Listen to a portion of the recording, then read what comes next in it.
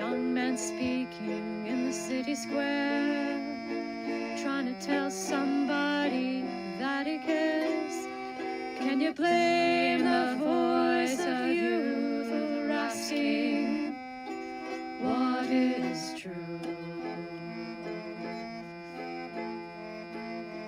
Yeah, the ones that you're calling wild are gonna be the leaders in a little while.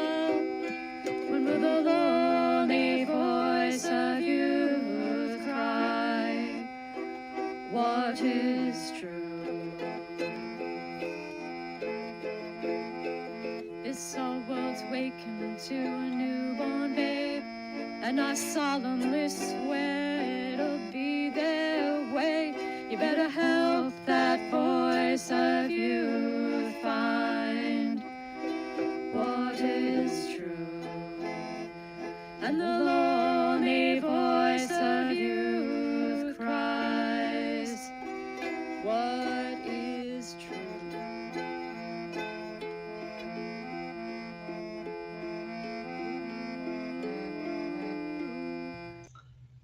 Excellent.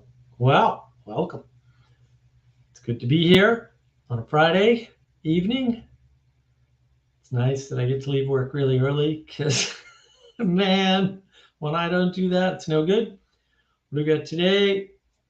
We got our Sam Pal, because Sam Pal. If you don't have Sam Pal, are you really a person? I don't even know. And then went to the grocery store today, so I got myself some Jordan almonds because I should not be allowed to shop on my own by myself, or probably at all at a grocery store. And then I got Maltesers, because Maltesers are the greatest candy of all time. Can confirm. And of course, we have our Marathon tea from the Table Rock Tea Company. And we're ready to go. And our snacks, they're all candy. I don't know why. These things happen. Don't. I shouldn't shop alone. It's just a bad plan. Today, we are talking about the concept of value. And value is hard, right? We're not on an easy journey, right? And we're not here to provide answers. We're just here to provide navigation, right? The name of the channel is Navigating Patterns, right? So one of the things I'm trying to do is to show some patterns for you to learn to navigate and understand, right? And help sort of interact with the world. So I'm going to start out kind of the same way I did last week, right? So value. What are the sort of associated sort of cloud words, if you want to put it in modern terms, right? Values, valuable, what you value, when you value it, right? Where it's valuable, right? You must value those things which hold you together day by day. So you cannot measure caring by the time that you spend. There is a hierarchy of value with lower values upon which higher values rest. And, look, we talked about caring, right? It's not a quantity, so you can't measure. You can't say, oh, I spent this much time with you. And yeah, but I was on my phone the whole time, right? Then did you really spend time with them? Like you can't measure it that way, right? It's not measurable. And that's what values are for. Values are the quality that we're really going after when we're doing the material things, right? So that's ultimately where we're at. We're talking about value as the quality, that higher quality that's outside, right? Value is defined by your telos, or more accurately, the prioritization of values is determined by your telos. If values exist outside, we'll say, our thoughts, then they are ideal representations in the Platonic realm of forms, or I like the term eidos a lot better instead of forms. Forms a little too materialistic. But our aspect to these values, right, is our orientation, right? And it is determined relative to the frame. So the framing matters. And if you take that seriously, you have to take seriously the justification for a relativistic framework and the idea of relativism as such. So that relativism is there, right? But it's relative to what? So notice that it all started with a frame that was determined by a telos. So it's not relativism first, it's framing first, values first, hierarchy of values first. Then you have a frame, then you can go into the relativism. That's how you avoid the dead reckoning, because now you can have orientation in the world. And that seems to be what people are missing. You have values, they're there, they're interacting with you, you're interacting with them in some significant fashion. You feel judged by values, for example, because they're above you and to somewhat beyond you. So what's the way we can know value? What's the interaction we have with value? Well, I would say relationship is the most significant medium for value, to know and understand and interact with value. And how do we know the value? Through the manifestation of it, our continued revivification of the value or values, the rectification of the material towards the value or values. By embodying values, we enact, negotiate, and remedy that which gives us purpose. And that's what makes the orientation important.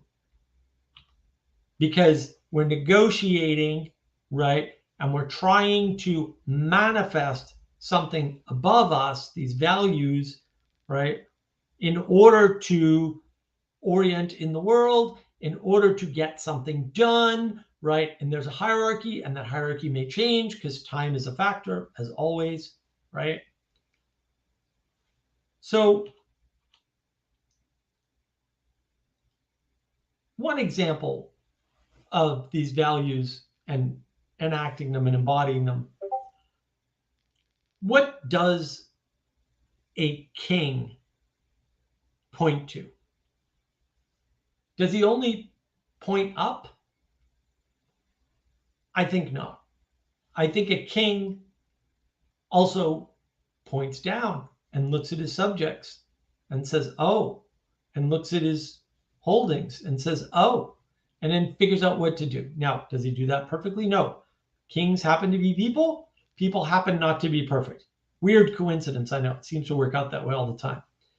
It's one of those perennial patterns, if you will, is that you don't get perfect kings. Even philosopher kings aren't perfect. So it's that pointing, that embodying of values. And it's easy to see that the embodiment of the values exists independent of the king. And the king, or the future king, or the once and future king, exists independent of that embodiment, right? But then when they come together, that's a different thing, right? So I know people have problems with that. They want to compress everything to flatten it out, but that's not how it works. So how do we use values in the world? You don't solve a problem by relating to just the situation here and now. You need to connect the here and the now and the problem, here, the now, and the problem, and relate it to the value or values. This raises up the problem in a way that it can be solved fractally, not just now, but in the future. and maybe even in the past.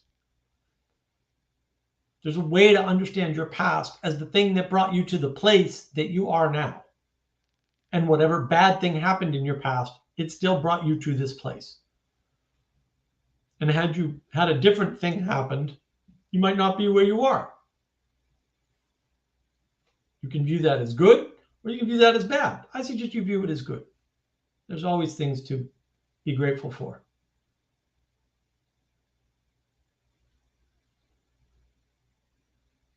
So if there's a problem in, say, an active relationship, right, with another person, say a friendship, a living situation, a marriage, right, then you have to relate the other person to the value or values that you share. That is how you go from being separated to being bound together, to communing. And that's how you move from spreading apart, say along the horizontal, right, to getting back together, right?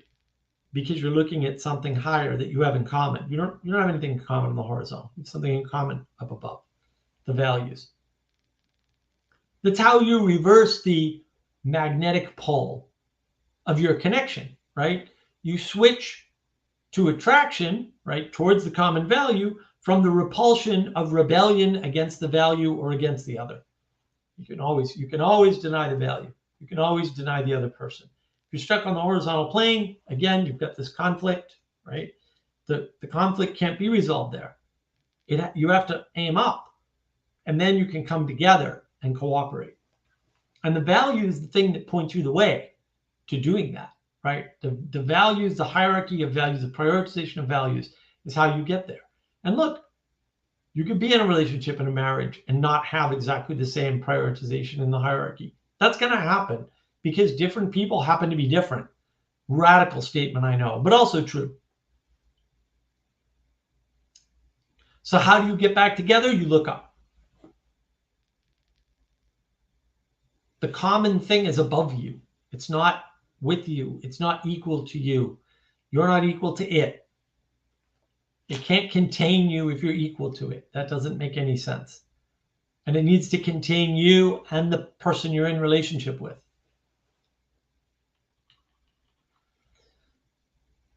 So you can imagine that people who aren't going towards value, who aren't headed towards a value, aren't going up.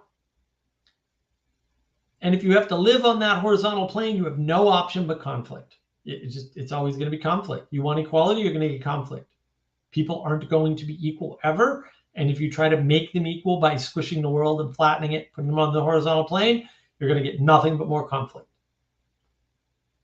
It's not only about how you are now, it's also about how you will be, your future self. How long you will be, right? How long you'll be around, right? And that's three things. Direction is insufficient. Again, you need orientation to get to the value. You need orientation to have value. Or values, right? This is all above you, all of it. It's higher, right? It's part of the quality of the vertical causality of reality.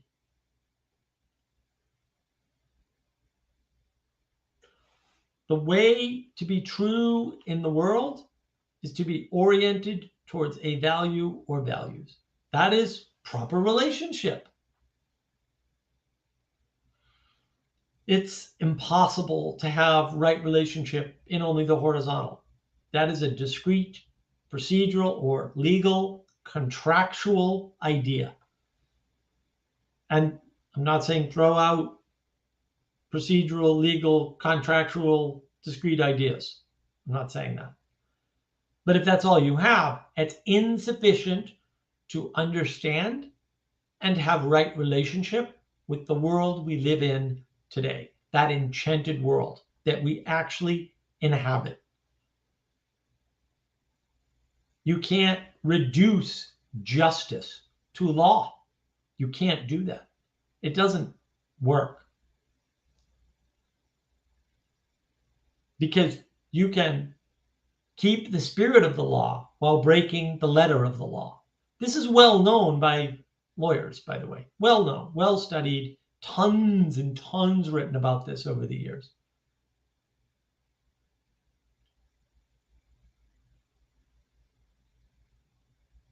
And that's because the value of justice is sometimes in the outcome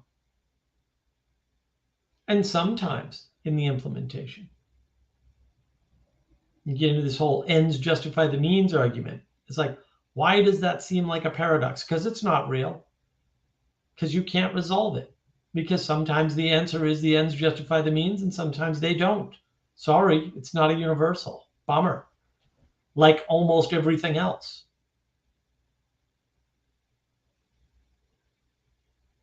You can't just sit there and say all killing is wrong. Obviously, if someone's trying to kill your wife, you should kill them first. And maybe even you. Someone's trying to kill you, maybe you should kill them first too. Someone's trying to hurt your child, you should kill them immediately. Like, is killing unlawful? Not in that case. We don't treat it that way. Like, the law doesn't even work that way. People just misunderstand these things because they're not looking at the value, at justice, which is that higher thing.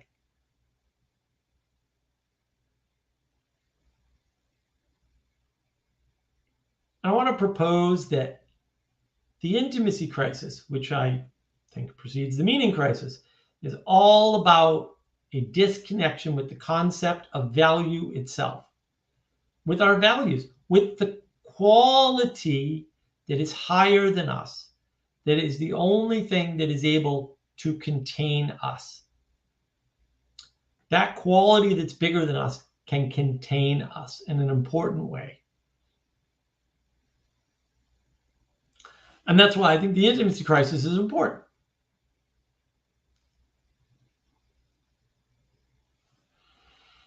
And when you've done away with vertical cause, your relationship with values is non-existent, basically, or at least broken. Because we've flattened the world. We've reduced it. We've compressed it all down to the material. And this limits the range of the quality of the relationships we can have with and in the world.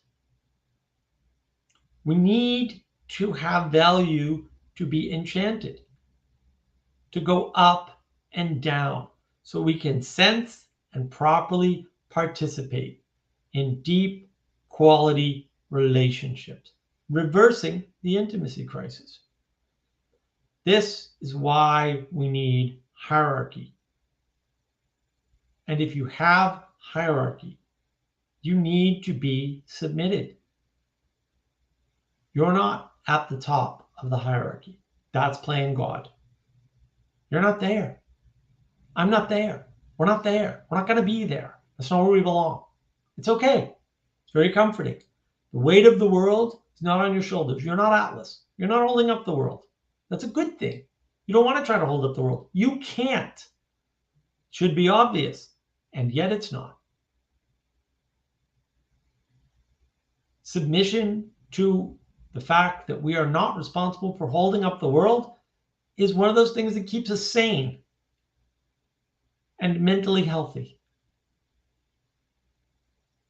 When people think they can control the world, we call them maniacal.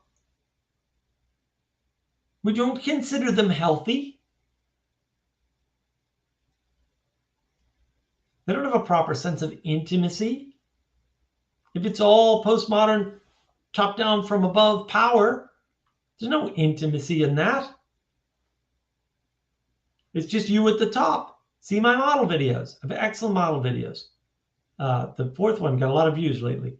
But the whole series is good. It goes through this set of models about the flattening of the world and how to re-enchant it. It has slides. I never do slides.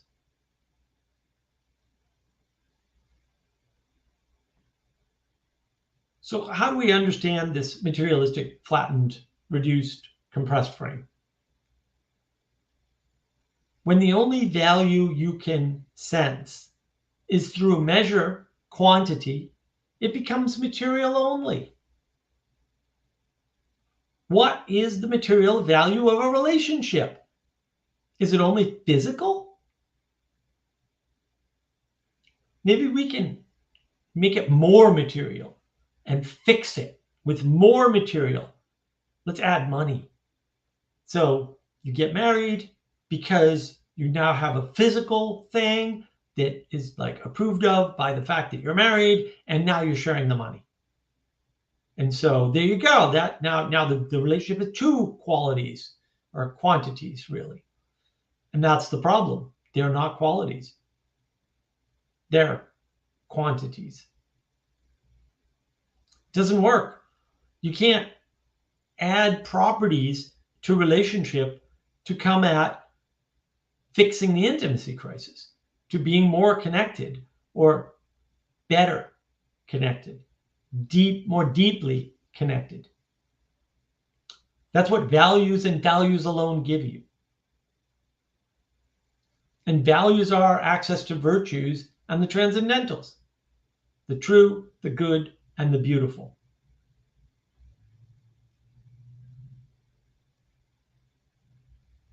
So what do you do with a person? Do you like offer them sex? Do you spend time with them? But what if proper relationships are about other things like listening, understanding, loving, growing, being? Maybe that's what relationships are about. Maybe they're not about sex or money. Those are just the material aspects. They might not be optional for some types of relationships. Hopefully they're optional for other types of relationships. Relationships have qualities, for sure, but they don't all have the same set of quantities or properties.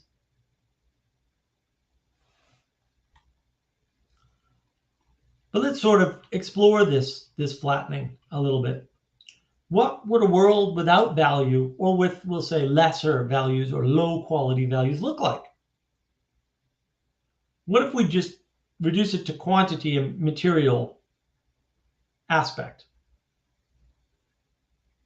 This looks like a flat world. It's on the horizontal. And when you're stuck on this horizontal plane, when everyone's equal, like fair enough, we're all stuck on the horizontal. No one's higher or lower than anyone else. There's some form of equality for you, and it is. I agree. What else is true? We lose a bunch of space to navigate because we're all stuck on the horizontal. We have to get around each other. We can't commune together to build something higher that outlasts us. We're all stuck. We've lost the space to navigate. But we don't even need orientation in a flat world on the horizontal. We don't need it. Navigation becomes a moot point, completely irrelevant. Well, you just need direction. You just need to know this way, that way, this way, that way, whatever. That's all you need. Mirror direction will do in a flat world. Everything's on the horizontal. It's all a matter of formal plus material cause. That's all there is. It's all you need. You don't need anything else. You can add efficient cause, but you don't even need it. And telos, that higher goal, obviously we're on a flat plane. There's no higher. It doesn't exist. The hierarchy has been flattened. It's not there. You can't go up. You can't go down. You can't be worse than me. You can't be better either.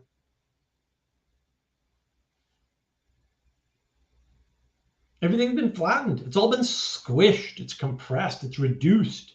We've taken a whole dimension away. That's what a world with a poor quality or low quality or no value looks like. Everything's equal, man. But then why have a family? It outlasts you, and we only have material, so why bother? And it's worse. get a family, you got to pay for the kid, you got to spend your time, energy, and attention on the kid instead of on yourself. You don't have anything past yourself. Why are you doing this? Why? Doesn't make any sense. Ultimately, you can't make sense of it in a world with no value or with low quality values. You can't. Because that sense is above you and you've denied it. Now, does that mean you've accomplished your goal? Of course not. The values are still there. You're still being judged by them. You're still under them. They're still above you. You can get rid of anything. You're just acting as if things are equal. But therein lies the meaning crisis, the nihilism, the denial of the future or the significance of the future. And that's how the meaning crisis arises from the intimacy crisis. It's this loss of value or this lack of value or the reducing of value. Oh, what's valuable to me is my time. That's your highest value? Really? Oh, what's valuable to me is more money. What? I'd trade time for money any day. And we all do. Oh, I'm going to order from Uber Eats today. Yeah, you're not going to cook, trading your time for money, huh? And why bother with the future? The future is above you. It's potential. It's not here. It's never here. The future is never here. By definition, it's not a word game. It's a hard conceptual definition that you need in order to understand time. You're not getting around it. And what about the past?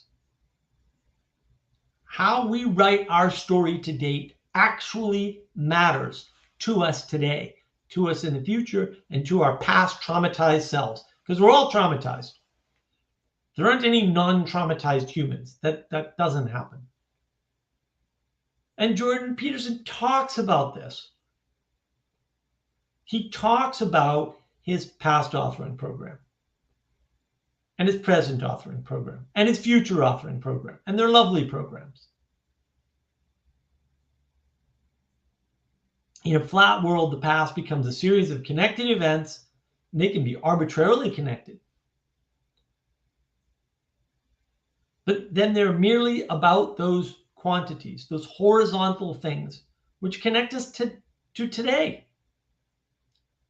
And then anything that doesn't fit our model in the moment, because while we have our moments, the future's not there. It's not valuable because we squished the world. The future doesn't exist in our heads in some very real way. So anything that doesn't fit in our model has to go. We reject it. Well, I voted for the right candidate, but they didn't do what I thought they were going to do, what they said they were going to do. So, I'm going to rebel against them now, too. Your model of the world is flat. It's small, it's simple, but it's easy to understand. And it gives you that sense of top-down power from above. It gives you that sense of intelligibility. It gives you that sense of your ability to control the world. But it's wrong. That model is wrong. It's too flat. It's too simple. You can keep it in your head. You can understand it. You can't understand the world. You can't even understand what you're doing in the world because you don't understand the values that you're enacting when you're acting. And you are an agent in the world. It's not optional. You're taking action all the time. It's a great line in a Rush song. If you choose not to decide, you still have made a choice. That's correct.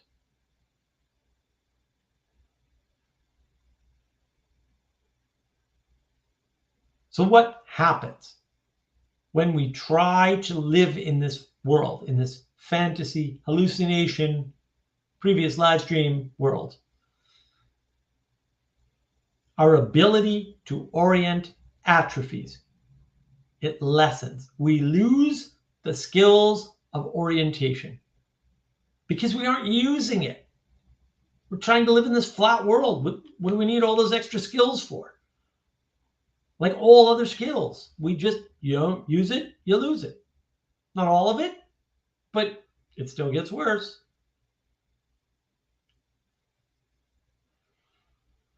The sense of enchantment, of our ability to sense enchantment, goes away.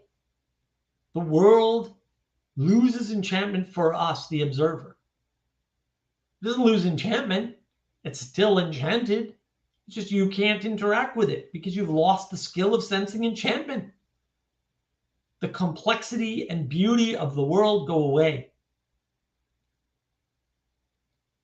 You wouldn't see justice if it were right there being enacted in front of you.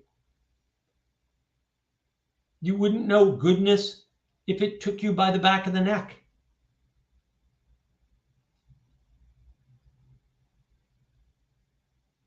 You wouldn't see evil if it walked right up to you and burned you. You've lost the skill because you've been trying to live in a flat, horizontal world in the name of equality doctrine. We are not equal. We are not supposed to be equal. We live in an enchanted world. If you don't have senses for that, I'm very sorry. I feel badly for you. You need to re-enchant the world for yourself and see the enchantment that is around you, that you were created within, that you can co-manifest stuff in that will outlast you, whose impact will be so great that you can never understand it, for better or for worse.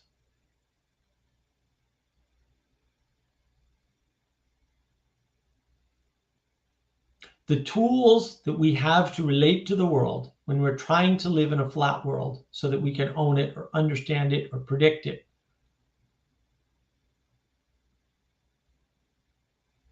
they're unavailable to us. We can't be in right relationship with the world. We can't be in right relationship in the world because those tools are unavailable to us because we've denied the hierarchy. Squished everything down. We've compressed it down to something that's easily accessible, or so we think, to our tiny brains. Because at the end of the day, you're a Muppet. I'm a Muppet. We're all Muppets. The earth alone is so vast, you don't know anything about it. You just don't.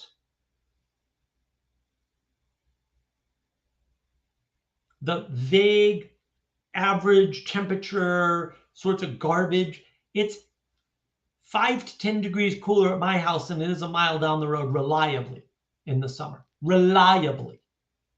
You don't know that. I know that. I'm here. I live it. And I pay attention. You can be here and not pay attention and not know that. You can lock yourself off from the knowledge of the enchanted world, which is a participatory knowledge if you're going to use John Vervaeke's framework.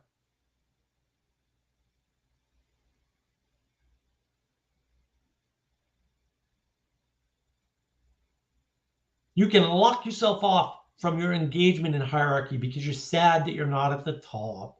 Oh, boo-hoo. But if you do, you can't be better, ever. You can only be worse, and you will get worse.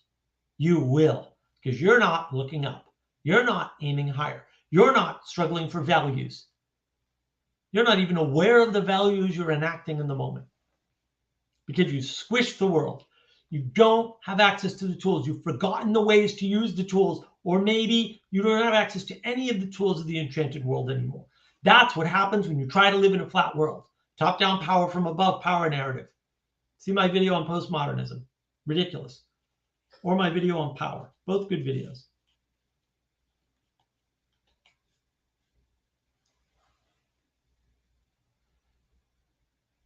So where are we now? Like, where have I led us?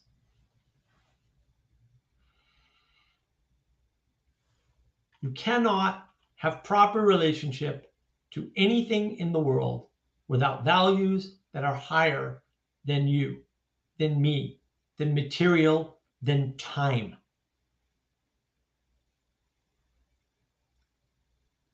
Value is that which transcends those things. The true, the good, the beautiful. Through time. That's why it's not truth. It's true. It unfolds. It changes continuously. Entropy is real. The good is not some static thing you can grab.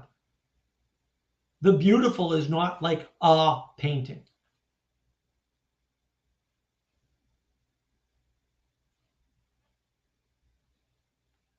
Those transcendentals, they exist not in this material realm, but in the ethereal realm, the eidos, the Platonic forms.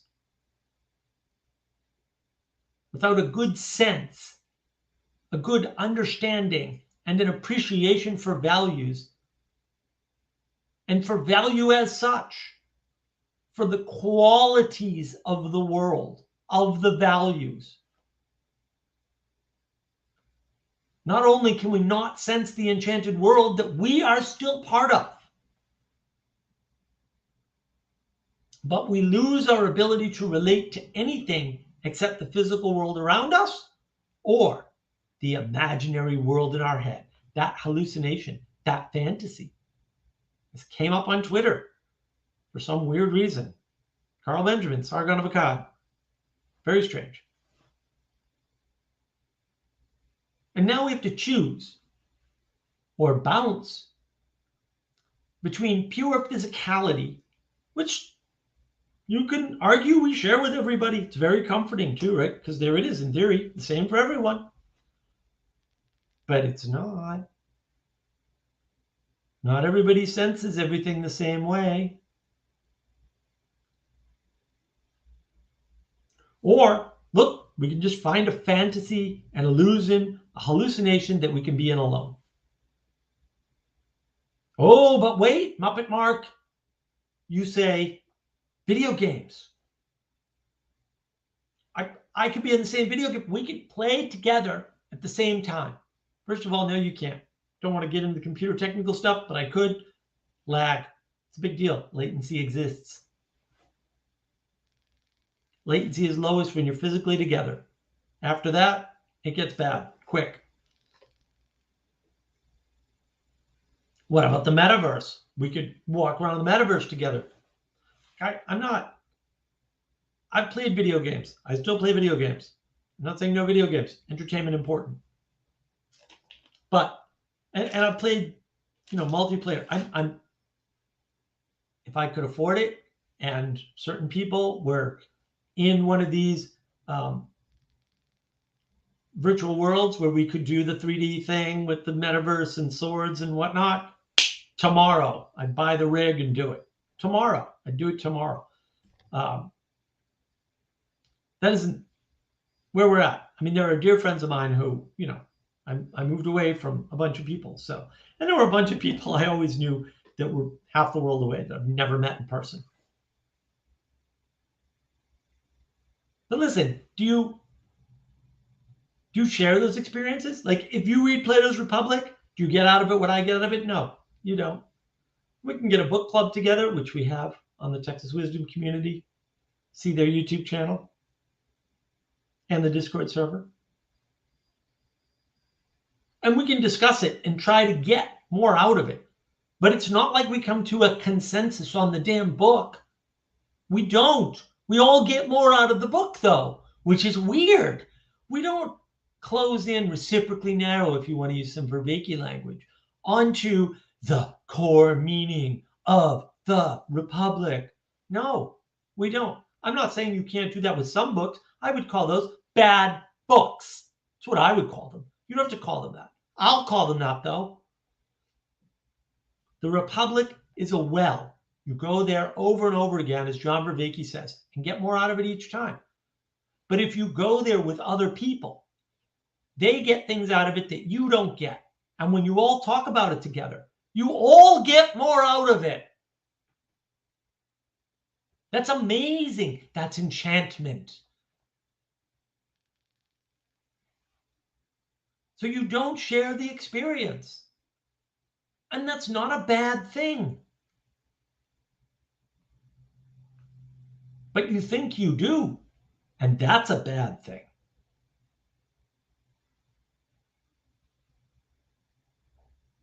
I go on a roller coaster. I don't get the same thing out of it as somebody else going on a roller coaster. I may go on a roller coaster with somebody who also likes roller coasters. In fact, I do. We're not getting the same thing out of it at all. And that's okay. We're both happy about the roller coaster. Roller coasters are fun.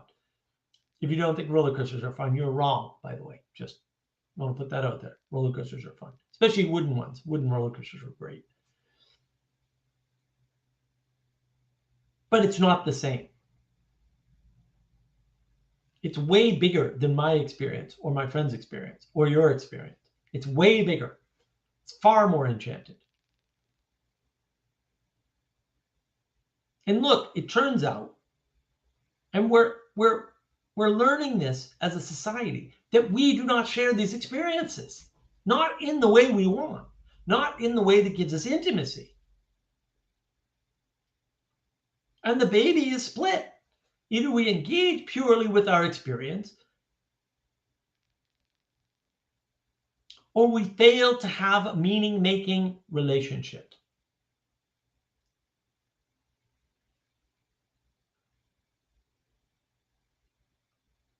E-girls. Anyone? Online relationships in general? OnlyFans? Your best Discord friend? Do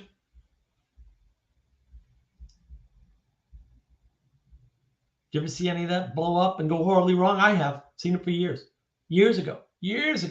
Saw people get married who met online. Met online, got married. Boom. I've seen it years ago. I've seen it all.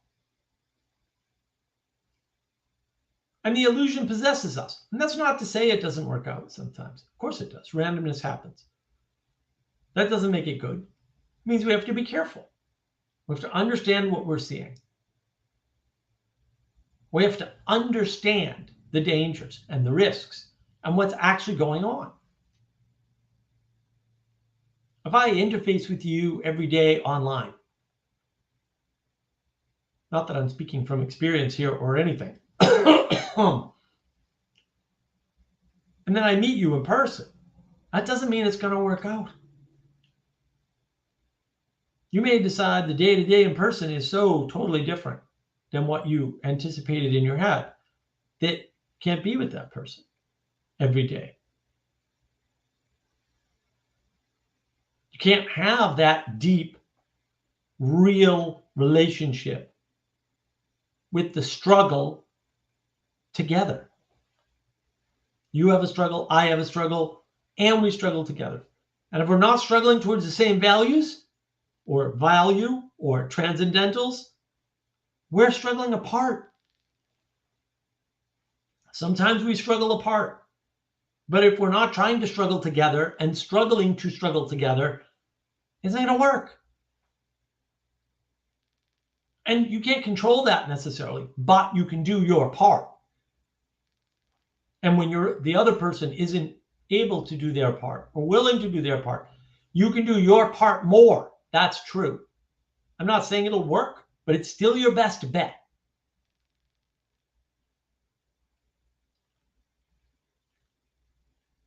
You don't want the illusion of similarity to possess you.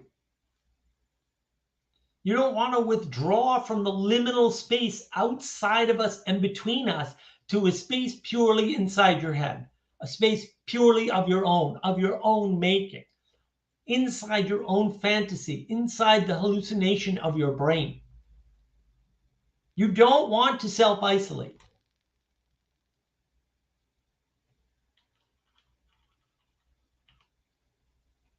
And we tend towards that. You think drug addiction is bad?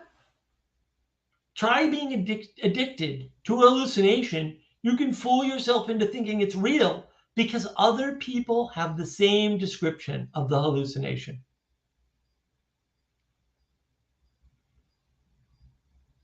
That's a worse trap, for sure. Aliens? Ever hear people describe alien abduction? Have you ever met any of those people? I have. Are they true believers? You bet they are. And you know who those people look and sound like? Those religious folks who say they're saved. They've been saved. They had an epiphany and they're saved now. In fact, I describe those two groups as identical. Think about that.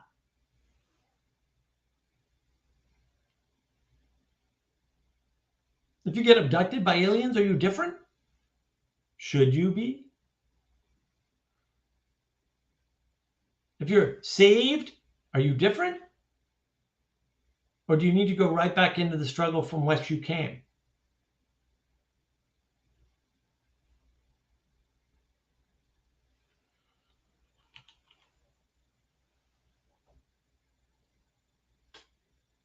What do these people look like? It's a great episode of Babylon 5. I forget which one it is.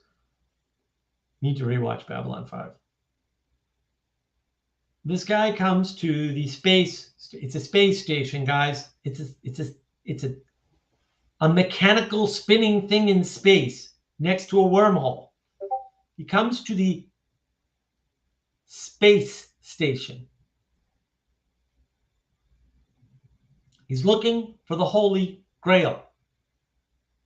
You know, the artifact from Earth.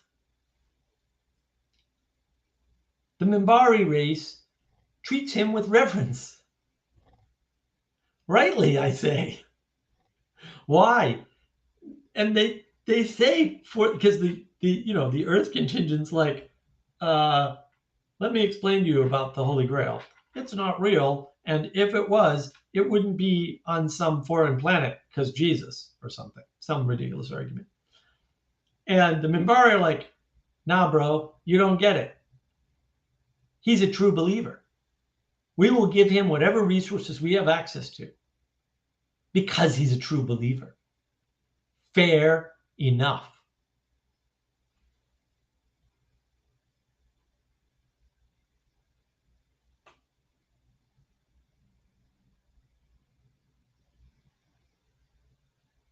But the values point you towards the struggle, and the common values bring you together in a higher plane. Actually, mathematically, triangles are important.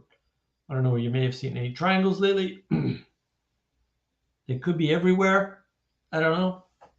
They could be in my model videos, early videos, indeed, but apparently useful.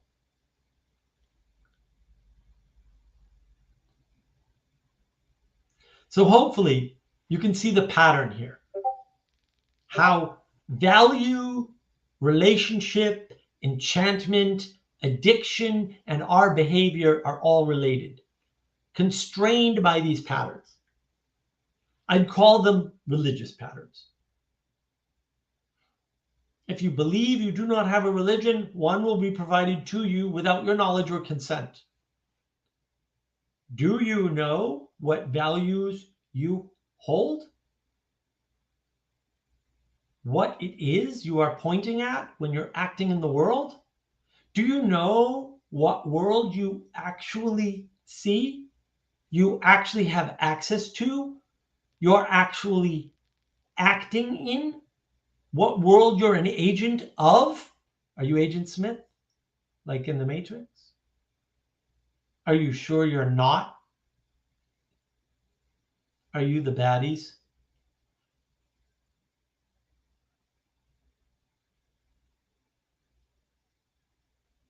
What have you been doing?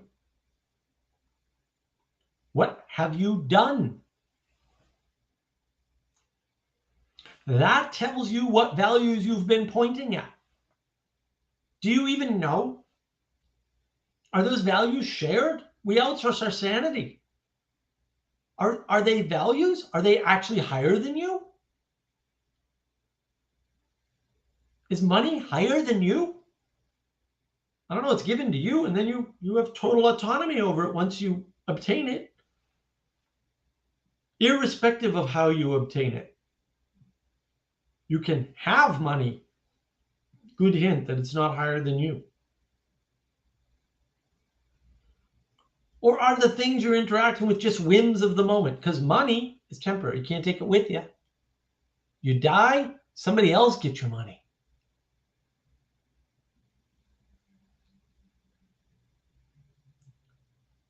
Are the things you've been acting out just illusions, hallucinations in your head from inside?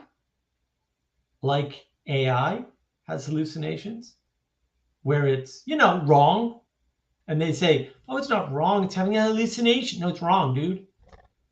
You can say it's wrong because it's having a hallucination, but it's still wrong. It's the wrong that's important, not how the wrong happened. You can be mistaken any number of ways. So can AI. I don't care about the method by which it's wrong. I care that it's wrong. I don't care the method by which you're screwed up, by which your values are terrible, or by which you're enacting bad things. I care that you're enacting bad things. Do you know what you're enacting in the world, what you're trying to bring into manifestation? Have you looked? Have you paid attention at all? What have you been doing?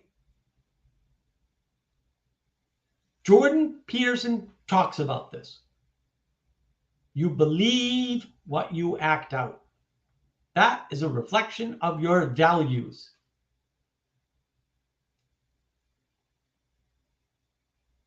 And hopefully this gives you a new spin on an old theme, because we talked about the participatory knowledge. Know thyself, through which values you embody, not some hallucination in your head or rationalization of your mind. Examine your actions. Ask people about your actions. That's how you will know thyself.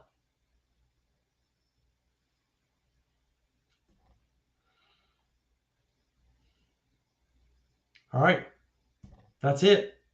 I hope you found that helpful. The team worked on it quite a bit, and there's quite a few people working on this stuff with me. So the format is going to be that we're going to let people in who we know are going to come here in good faith and interact. And we'll do that for a while. Maybe that's only Jesse. Maybe somebody else will ping me on Discord or somewhere else, and I'll give them an invite link. And we can sort of stay on topic for a bit. And then we'll open it up to the group. And we want more people to participate. We love participation. You can participate by just, chatting up, right, in the live text. That's fine. Or you can participate by jumping in and having a chat. I'm going to take a drink because long monologue. Much better. Sam Powell is always good. Lots of lithium. And now I'm going to address some comments if I can. Hey, Andre. Qualitative is the ticket, not quantity. But value and quality is non-mathematical. It is humanistic. Well, yeah, that's a better way of thinking of humanism is through quality, not quantity. The humanists are all materialist quantity people. That's why, I'm not a fan. William Branch, what is the value of an enigma message? Not the encryption, right? An encoded message has no value unless you have the encoding key. And then the value isn't in having the key. The value is in the message. Anselman claims he was taking cosmic responsibility. I knew it. I knew it all along, Anselman. That's why I did this. The West is in crisis because it is looking for itself and can't find it. No, I don't think so. I don't think there is a West. There's no agency. Thank you, David. I like my background drawing too. It was very last minute. But sometimes these things are done very much in the spirit. Anselman, I prefer delight and appreciation to the word enchantment. Oh, okay. That's fair. Look, this is why you need to be on the Discord server and stuff, dude. Delight and appreciation are what you get from interfacing with enchantment correctly. How's that? Can we split that baby correctly? David Walker, what do you make of cryptozoology and paranormal encounters? Okay. Materialism fails, and when it does, that's what you get. Materialism can't explain the world. Science can't explain the world. Science knew this. It no longer knows this. It seems like people are like, science can know everything. Science isn't even remotely able to do such a silly thing. Dan marks on edible RN. I see. And some lovable Muppets, hopefully. Look, I mean, it's up to you to be lovable or not. Some people are not lovable. Sorry, they should be. Physicality is uncomfortable. Well, it certainly can be. Andre thinks Muppet Mark is funny.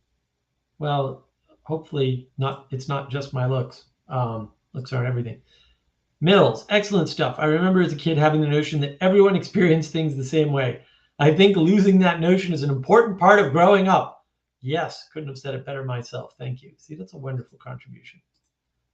William Branch, my family and I have paranormal encounters, but by definition, they are not repeatable or controllable. Yes, isn't that scary? You're just a tiny little Muppet in the world.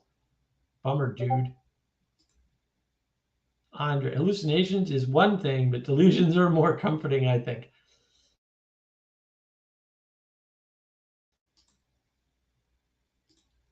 Mills, delusions being more durable? Yeah, perhaps. Andre thinks delusions being more sanity degrading. Hallucinations is something you can still pull yourself out of. Possibly.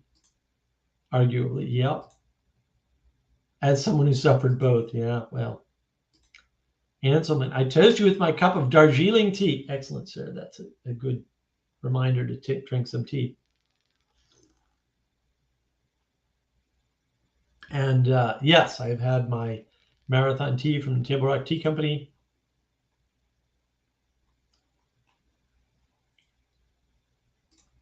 So Mills, I see. So like false axioms that continuously corrupts and renders you improperly fitted to reality. Yes, you can render yourself improperly fitted to reality. That is a thing you can do. It's not that hard.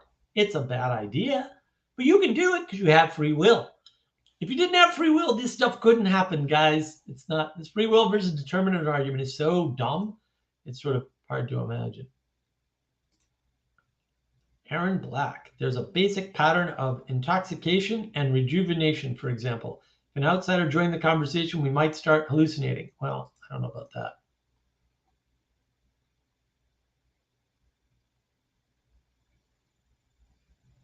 Well, I can actually agree with Benjamin Franklin on something for one rare moment. Yeah, I think when people use the category of, quote, the West, they are pointing to some kind of past prototype. Well, they're pointing to something that exists, but not in the form they're pointing at it in. It's the same problem as the word modern. Yeah, I have a whole video on the word modern. It's a big problem. Aaron Black, there's no such thing as aliens, but the word is still used accurately. Yeah, well, I don't know about no such thing as aliens.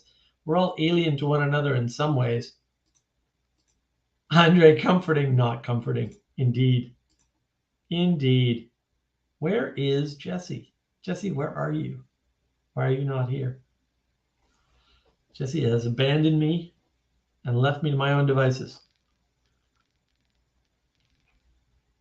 As have a number of other people that could jump in by pinging me, and I can give them the invite link. I'll talk more about value and values and why they're important. Yes, I know where Jesse is. How dare he? Well aware.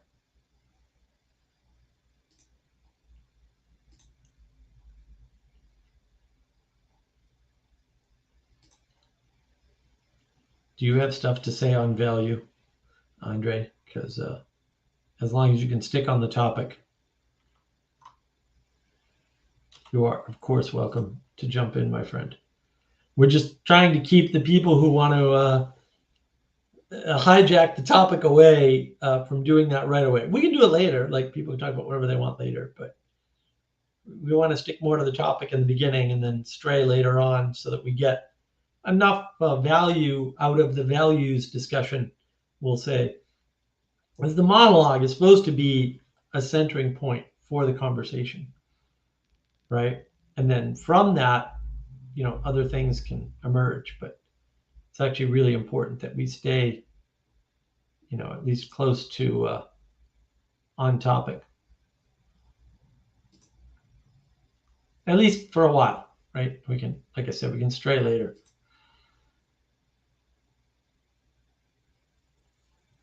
Uh-oh. Jesse claims that OBS is being BS. Well, it does have BS in the name, so that is an understandable position for OBS.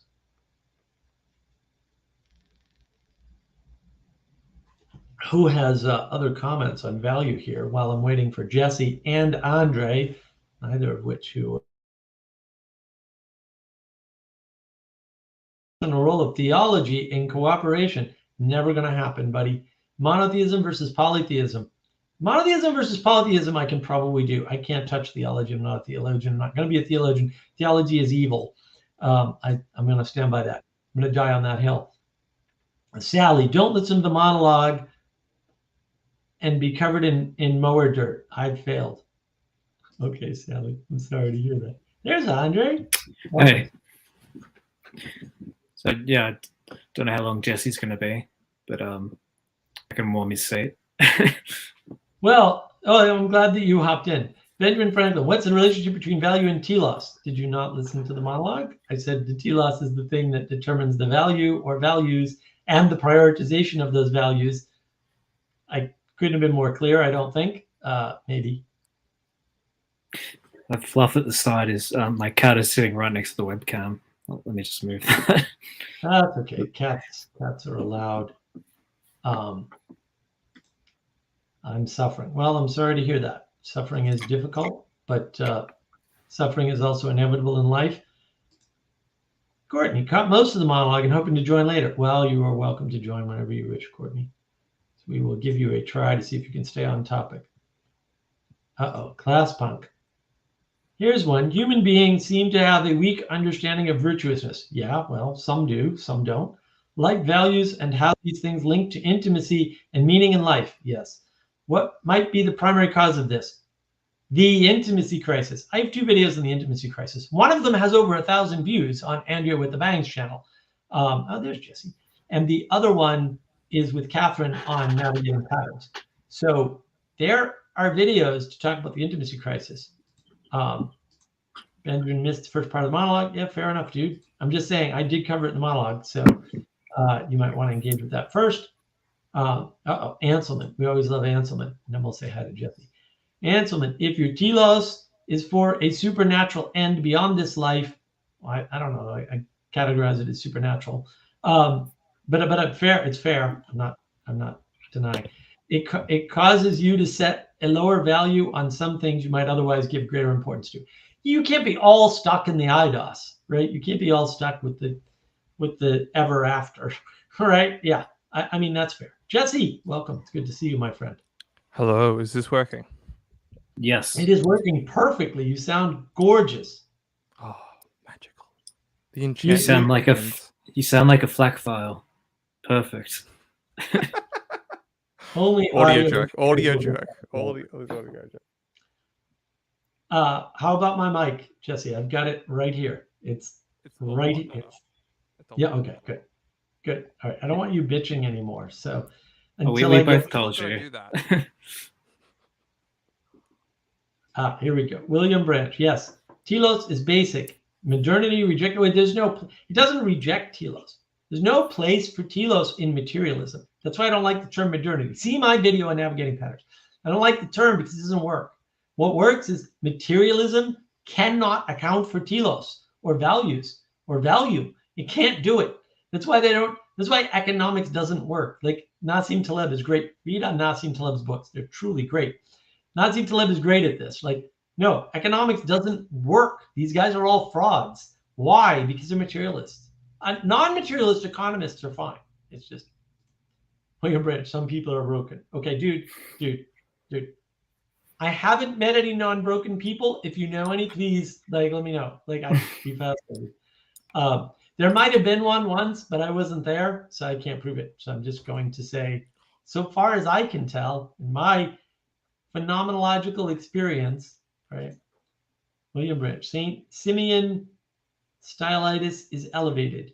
Maybe all the saints are elevated. Maybe that's why we call them saints, because they had embodied values that point to value beyond us that allows us to cooperate.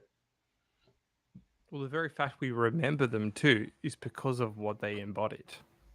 Right. Otherwise, there wouldn't be a story there. There wouldn't be a reason to remember or to record or to admonish or to, what's the Orthodox term? Lift up, I guess, in some sense. It's a Greek word for it.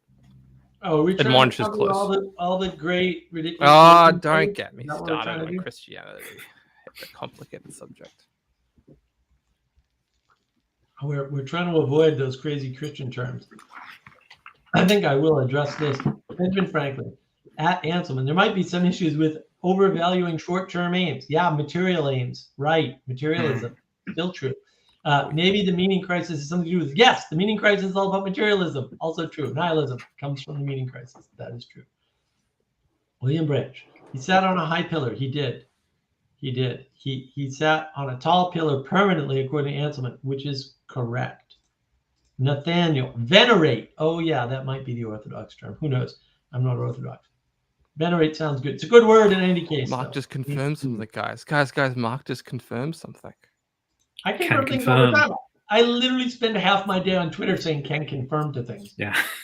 It's like my goal in life is to say can confirm to all the good things on Twitter. Some people might not see them as good, but I can assure you, if I'm saying can confirm, there's some good in it. And if you don't see the good, you're in trouble, buddy. Yeah, I mean, you're always pointing towards the good. How could you not see good in that? Thank you. I try. I hope I succeed. That is the issue. Do you succeed in pointing at the good? What's the value of the painting behind you there, Jesse? That higher painting.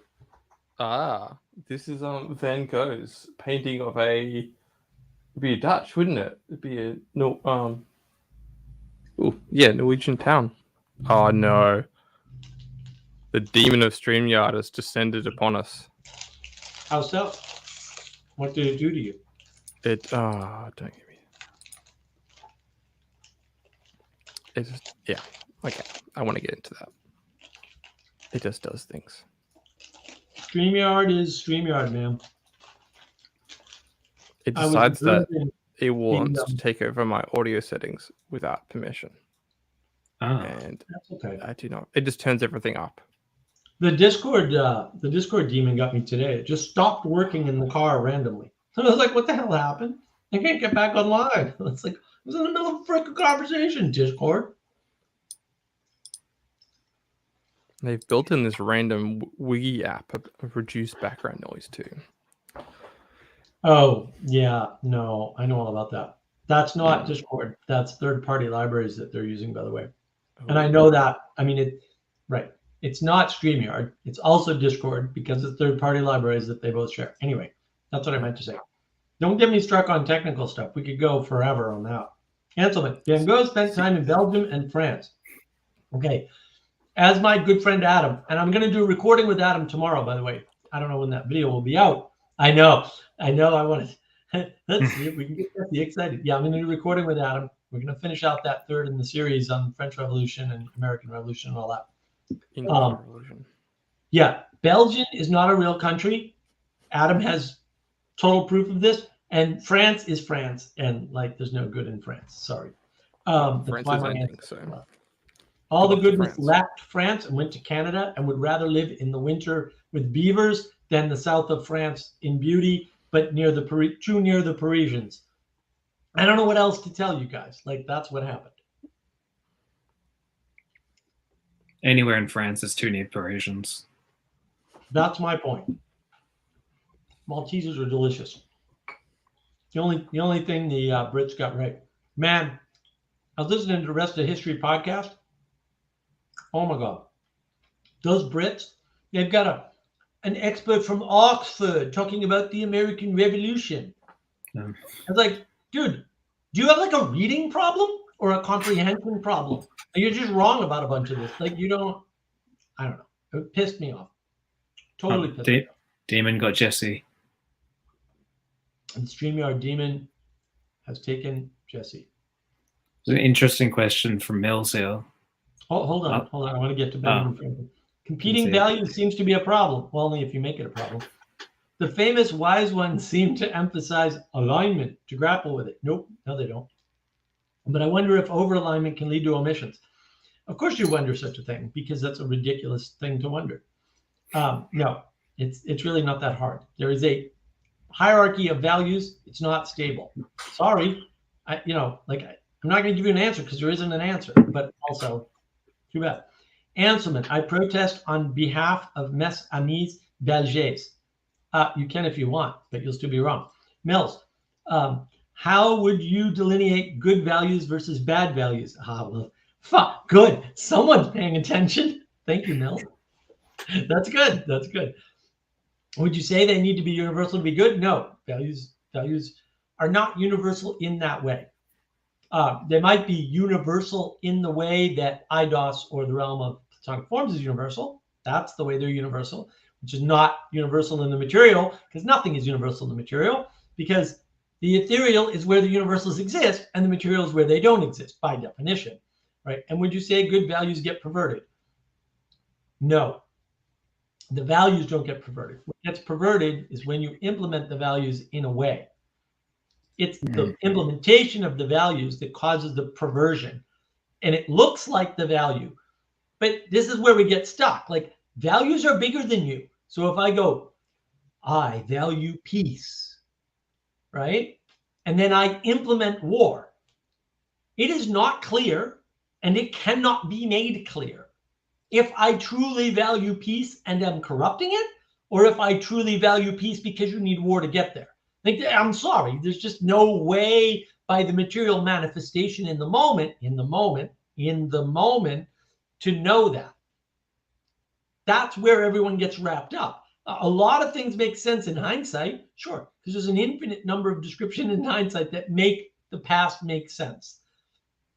And I am going to do a video on this. In fact, I think I have it. I think the Rest is History podcast, as reprehensible as those worthless Englishmen are, they actually did give me some good inspiration. So, oh yeah, I'm going to excoriate them tomorrow. Believe me, just the lies, the utter lies, the utter like, oh no, we're the good guys. It's like, yeah, whatever. When you look at, when you want perverted values, there's the British Empire, like bang, perverted values. Yeah. Right, because they brought civilization and goodness all over the world. They really did. It's indisputable. But also, that causes some harm for sure. But also, the largest corporation to have ever existed in history, which is by far larger than any 10 corporations combined today, was the result of the British Empire, and also was partially, if not entirely, the cause of the American Revolution, which I think the one thing they got right in that podcast was they kept calling it a rebellion, which I think is a better word.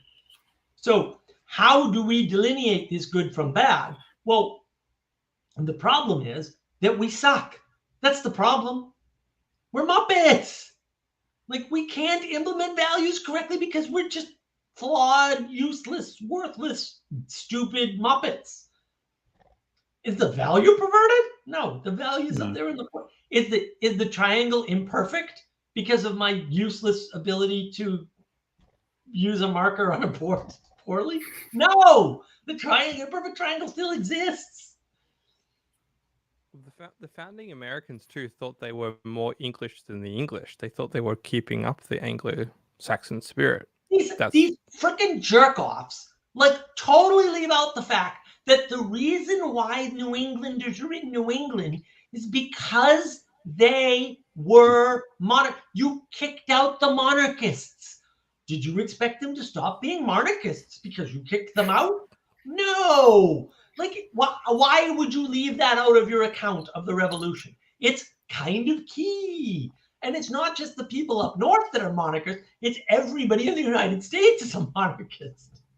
Or everybody in the 13 colonies out of the 26 total. They made some good points. Some really good history there. But there's some really bad history.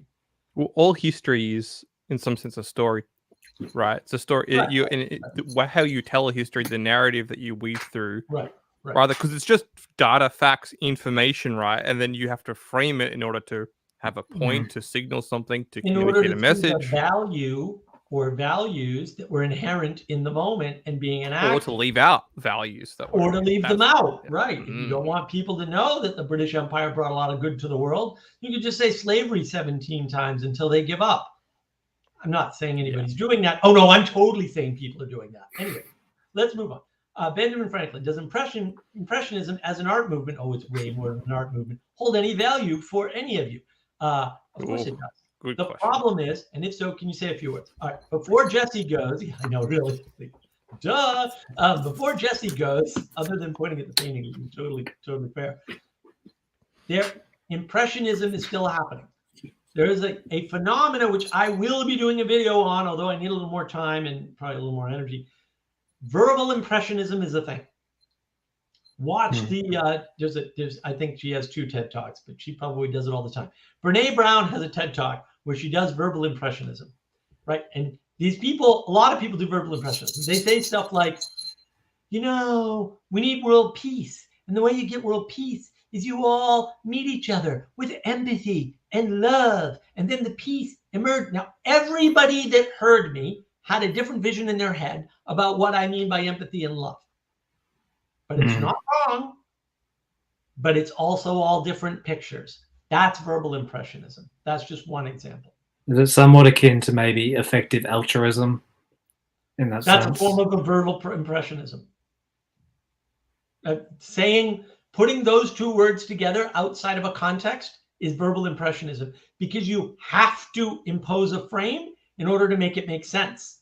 Yeah. But when you impose a frame, it definitely will. The problem is the frame I impose and the frame you impose will be totally different every time, almost guaranteed. But we'll think we're talking about the same thing because we'll never dig into the detail. And fair enough, maybe we can't. Franklin is going to continue his reprehensible campaign. French-speaking Belgians value their language and Flemish-speaking Belgians value theirs. Sure, they do, but that's why they're not a country, because they have different values. That's what makes a country. Duh. How did you not get that from my monologue? Really? Speak English instead of the wrong language in parts of Belgium. Yeah, well. Don't the Swiss have like 3 different languages running around? They've got Swiss German, Swiss Italian, and French. Swiss French, yeah. Mills. So after the fact, pragmatic analysis would be how we see the value of an implementation. It's one way. The other way, you don't have to see it. Like, you can sense the value. I can, and I did excoriate Paul van der Klee recently for his video on CRC progress, which was by far one of the most worst and possibly most reprehensible videos that he's ever done. It's terrible. It's absolutely terrible. Totally misses the point. So I went on a comment rant and I excoriated, I think, every single point he made in that video. Okay. However, Paul van der Klee and his project, and the project that was started by Joey around Paul van der Klee's work, is valuable. I don't see this. I sense this. It's not by my sight. I'm not there. And I have met people part of that and seen the results for sure. But that's not how I know it's valuable. But yeah, the proof is in the pudding, which is it's not in the implementation. It's in the co-manifestation of the values that were enacted. Anselman claims the British Empire stopped widows being burned alive in India and gave them railways, etc. dude, I could, off the top of my head with no research, go into dozens of things that the British Empire did that were awesome. I could. I don't even want to, though.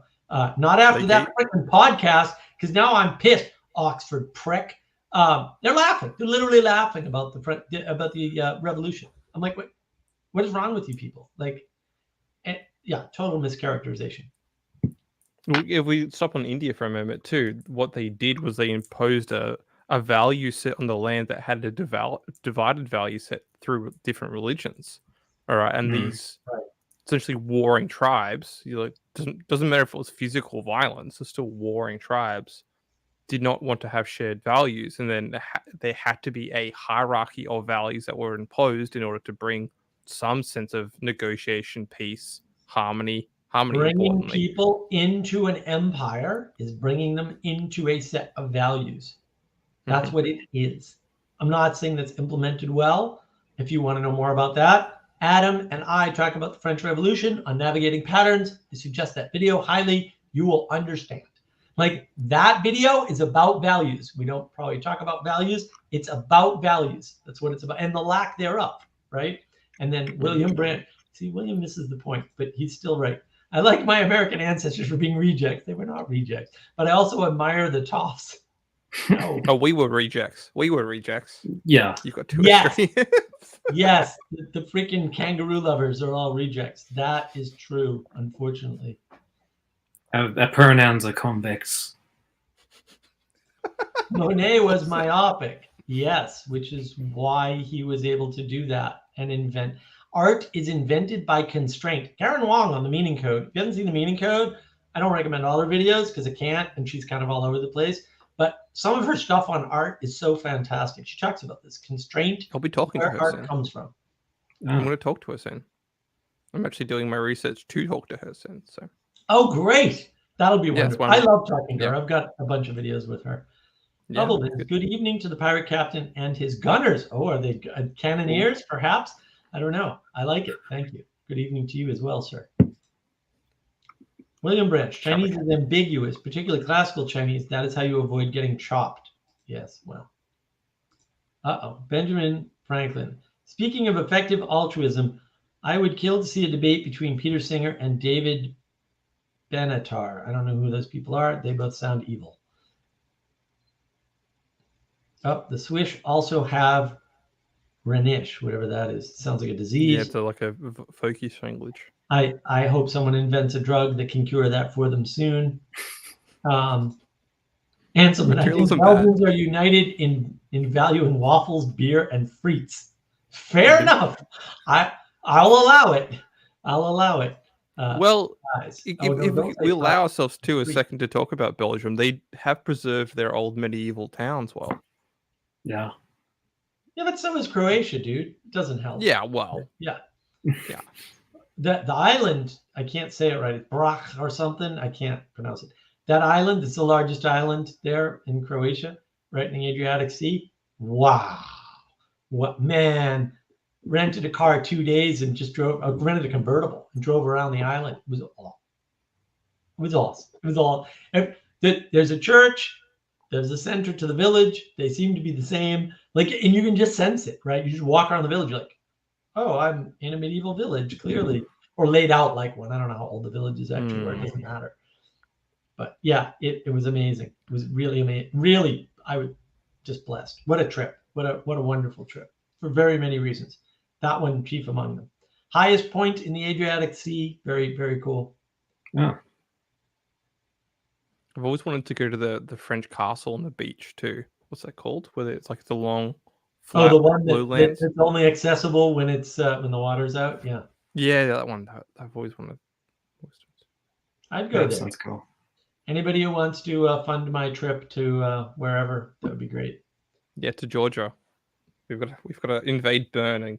Oh yeah. Well, I don't know. There's some. When is that? Is that October? October. If anyone wants to crowdfund me for my birthday, I'd be more than happy to go. It seems highly unlikely that I'll be able to get out there, Jesse. But it'd be awesome to meet you in Georgia somehow. I was hoping, but man, the world is upside down. All right, Mills. So it seems like scale would factor heavily into the assessment of value and implementation. Yeah, scale factors heavily into everything. Ooh. Another word for scale, by the way, is practicality, Value. or the fractal nature of the world, right? What's terrible at one level may be good at another. Well, look, things appear terrible and good at different levels for different reasons, and people get confused about that. Like, for example, your suffering now may facilitate your flourishing in the future. Was your suffering terrible? Like, I don't know what to tell you. Like, these are just, yeah, we don't live in a flat world. Like, these things are supposed to go up and down. Anselman, will Adam touch on the creation of Belgian national holiday on 20? We're not talking about reprehensible Belgium. You got to catch him on the Discord one of these days, on my Discord, on Mark of Wisdom. Every time somebody brings up Belgium, man, he just goes off. It's really funny. It's like a little Belgium button on his forehead. You just press it, and he just, no, Belgium's not a country. And he just dives into it. It's really funny. I'll have to test that out. I really love your themes of looking up. Orientation requires up looking. Yes. Well, that's good. That's a good way to say it. Ethan always has some good stuff. I've got an Ethan file now for Ethan's metaphors when he talks about the excellent. But then no one's better. No one. He can't do metaphors for everything, but when he does metaphors, they're freaking awesome. They're absolutely awesome.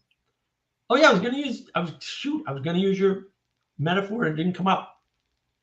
So Ethan's excellent metaphor, since we're here. We'll talk about it. This is an example of value. So you can say, as a goal, I am going to mow the lawn on Saturday. Okay? That's one example. Or you can have a goal to be a good steward of the land. Okay? Goal number one, if it rains between now and Saturday, never gets accomplished. Goal number two is unaffected by the rain. That's example of pointing at a value and having the value as the goal rather than the material manifestation of the value. Yeah. And Ethan came up with that kind of on the fly to help out Sally Joe, who I think was helped by that. Although you never know with Sally. Sometimes she just takes a 180 some days and forgets everything. I think she does that on purpose just to piss me off. But William Branch, Mount Saint Michael in France, or Saint Michel, sorry, in France, matching Saint Michael's Mount in Cornwall. Maybe, I don't know. Sounds good to me. Bubble Viz, Island with the Castle, Mount Saint Michel. Thank you, wiki person. yeah, and Bubble and William found at the same time. William Branch, Treaty of Vienna leftovers. Oh, I don't know about that. Great minds. Well, look, this is a place of great minds. Indeed, yes, it is. This is the place of great minds. I can confirm that. All right, what do we think? Are we good on value? Should we open it up and see who else wants to participate? I have some questions. Oh no, go. I didn't know you weren't done. Please continue. Oh gosh. So, okay, here's one to begin with. There's such a phenomenon called gold medal depression. So when you reach you have this value of achieving the highest thing in the Olympics. You achieve a gold medal, right? Mm-hmm. And this can happen through, is it called gold medal depression, but it's called, it's a phenomenon. So if your value is to achieve a materialistic reward, a success, right? And then once you attain that, right, you have no higher sense of being or purpose or value that's driving you on, and so once you attain that, you drop out. You're at the end of the world according to your value set. So this is what happens when people become influencers or fashionable e-girls or all those sort of things. They attain the attention, the reward, the success, and they assume that that's what they valued. Often it's actually something underneath that's causing them to have that drive for success. Right. So that's just one thing I wanted to like through the group. Like, how do we mitigate that? Yeah, let's address that. All right, because I thought that Ethan's example actually addressed that, right? When your goal is set in the material and not in the value, The value of being a good steward to the land is a value. There's no value to mowing the lawn. Mowing the lawn is a neutral action in the world. Hmm. The No. value comes from being a good steward of the land. Would you say that like one is like a short-term goal in the material and the other is an identity? So if you identify towards wanting to be a good steward of the land, then that's something that's achievable regardless of the material circumstances. I might flip that, Andre. I mean, it's good. It's good that you grabbed identity. I really appreciate that. I might flip that and say, like a bad goal, a bad identity is in the material. It's like, I'm seeing a pattern here. So you're saying a bad goal, a bad identity, and a bad value are all material. Yes, because when you try to make those things material, they're limited. Material is limited, and it's subject to entropy, and it's subject to time, and it's subject to decay. Jonathan Peugeot did a great video. I think it's part of the Chino, but I don't remember. On disappointment. Yeah, it's a Chino talk, right? On disappointment. Yes. You know what's going to disappoint you? Anybody? The material world. It's going to disappoint you, right? And I think that goes well with Courtney's comment here, which is when you find yourself outside the hierarchy, you're never outside the hierarchy, due to decisions made in the past. Okay, but the past is gone. In such a way that your life doesn't mirror your values. Look, I mean, you're a living being. How do you navigate the highest value? In your case, you're saying it's God. That's fine. We can make claims to that effect. That's fair. Without wrecking the lives of those around you. Oh, well, maybe you will. I don't know that that's avoidable. I would like to think it was. Can we go back to the start of the comment? Sure. What's the start of the comment? Because there's... When you find yourself outside of the hierarchy, which I rejected, you're still in the hierarchy. Which hierarchy? Made in the past. Right. Yeah. Which hierarchy? What hierarchy do you think you're escaping? You're not escaping hierarchy. Hierarchy is older than trees. Jordan Peterson, right? Like he's not wrong about that, right? But I'd rather focus on the second part, right? Which is I wanted to go to the value without wrecking. I wanted to go to the past because you're always in a conversation with yourself, right? And your values of the past. Like you made decisions in the past based upon the information that you had at the time and who you thought you were at the time. The second part is the most important because there's the relationship to yourself in the past that matters. That actually points to a hierarchy, right? Because as you're moving up through life or going through time, you're reorienting your sense of purpose in the world. And that sense of purpose has values that you're constantly negotiating with yourself and with others to achieve to drive you forward. Essentially, once you have no purpose, it's classically speaking, that's what they call depression, right? It's a withholding of values and purpose, and you become, instead of being thrown into the world, to use Heideggerian, you're kind of stuck. And I know Heidegger's got his whole set of problems, but that's such a great existential way to think of it. Like time is being thrown at you whether you like it or not. Like you will sleep, but you are still here in this moment, and you're still embedded in a set of constraints, values, principles, hierarchy, and you're not going to escape that. So that's one. So the second part was just as interesting, but I wanted to.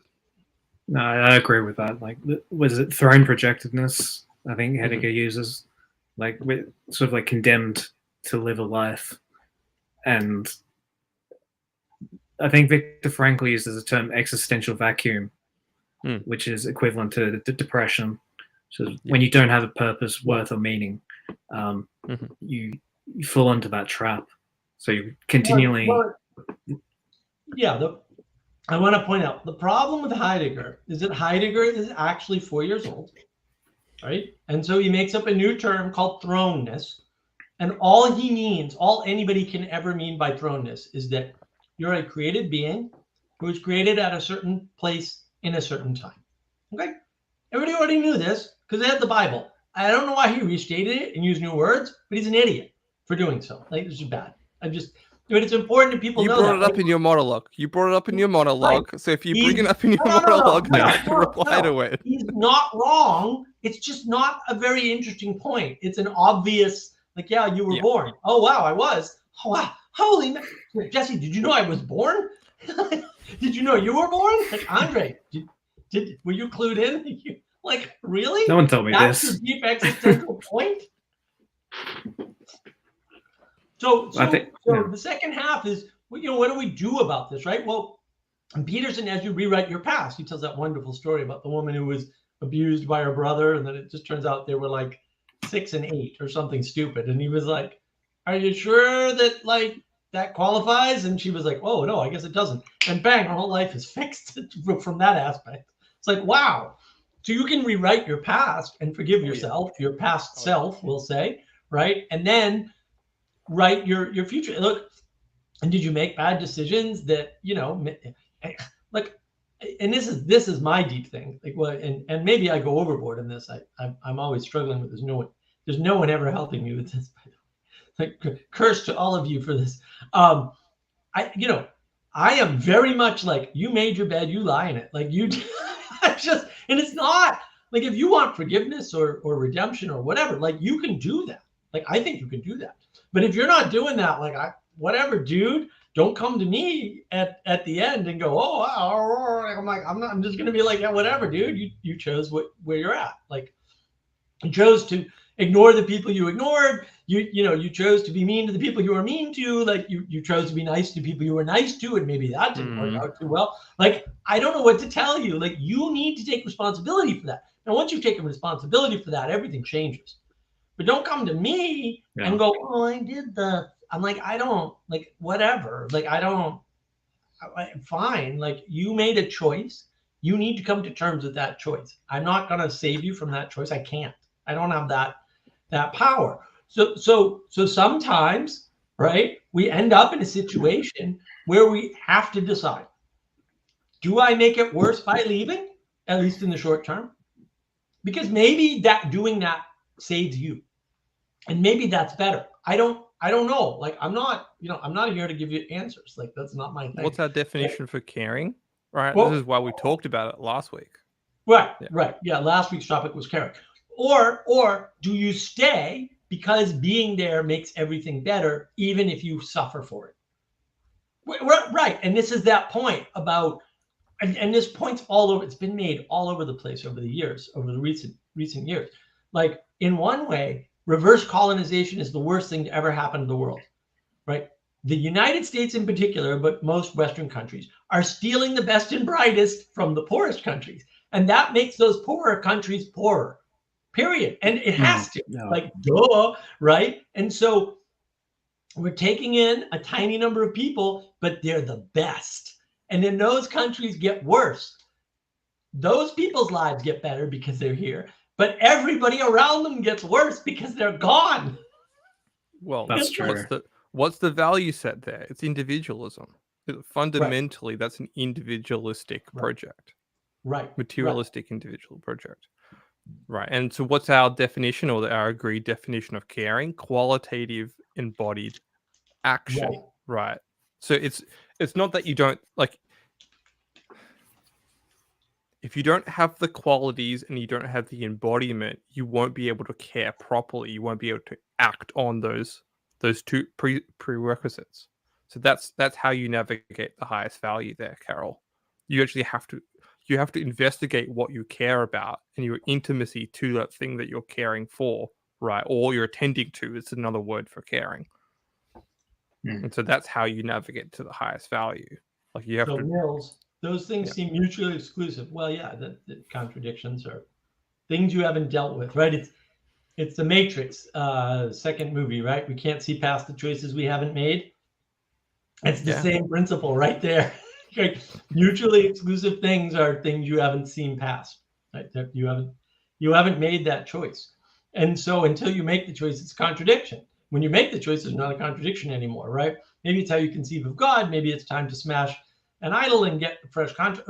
Or maybe it's time to make a decision. Nathaniel, Holy Grail, Sorcerer's Stone, etc., cannot be fully defined, right? Unless you use conspiracy theory. Conspiracy theory is a compression. So I haven't watched it yet, but Jonathan Peugeot did a chat about conspiracy theories with think it was Mary Harrington. Great chat. Cannot wait. I got Great sidetracked chat. by Vanderclown.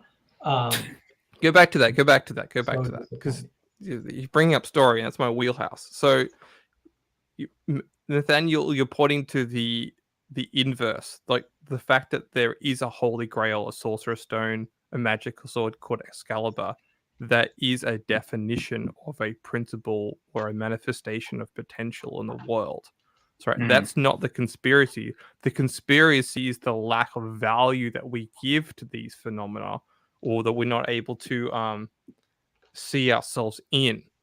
Right, you're not able to participate because there could be multiple Excaliburs, like He-Man, right? Or like literally like Star Wars, he gets an Excalibur, right? So without being able to see that from peer view, you just see it as a materialistic thing. You don't see it as things that happen in stories. It's not the denial of value. It can just be the reduction of value. Well, that's the same. That's how Sam and Frodo must be gay comes about. Right, because they just reduce the value of friendship down to physicality, and now either you're gay or you don't know each other. I don't understand the format. Like my brain can't be that flat. So it's like I don't. Mills, the disappointment talk was so needed. The disappointment talk was brilliant. If you haven't seen Peugeot's disappointment talk, it is fantastic. I have to watch it. It's really good. It's well worth it. William Branch, not into medieval fantasy, ran out of mead. Fair. I'll allow it. Pirate captain will allow it. Benjamin Franklin, actually, just all about narratives have a central conflict between competing values, usually the value of the hero and the values of the villain. That sounds fair. What do you think, Jesse? You're the narrative guy. Usually you'll never know one or the other, and that's why it's a story. So either the hero's values are being propagated on the world, and that's the embodiment frame perspective of the film, and then the adventure or the question, right? The quest of the film is for the hero to redefine himself in a world that's been imposed by one or the other, or the hero has an existential crisis, a loss of value, purpose, embodiment, and therefore it needs to challenge the whatever you would consider the opposition to that existential crisis. And so that it doesn't. Heroes and villains is a little bit too lacking in construct, because you can have multiple villains or multiple oppositions or multiple holes for the hero to navigate through. Essentially, like the hero shouldn't be alone. Like it's not a binary. Like the hero has supporting characters, right? And that's really important. People miss it when they squish the world. Right. There's all kinds of characters. When do those movies start sucking? When there's no ensemble anymore. When there's no ensemble. Right. Supporting characters.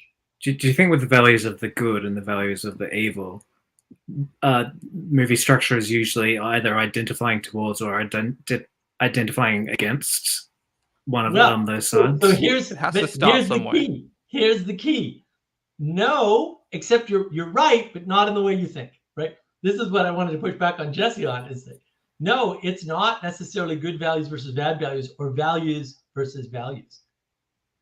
Because, and this is where people go, postmoderns have a point. Yeah, on top of their head. They're dunces, literally, okay? They don't have a point. They haven't said anything new or interesting, okay?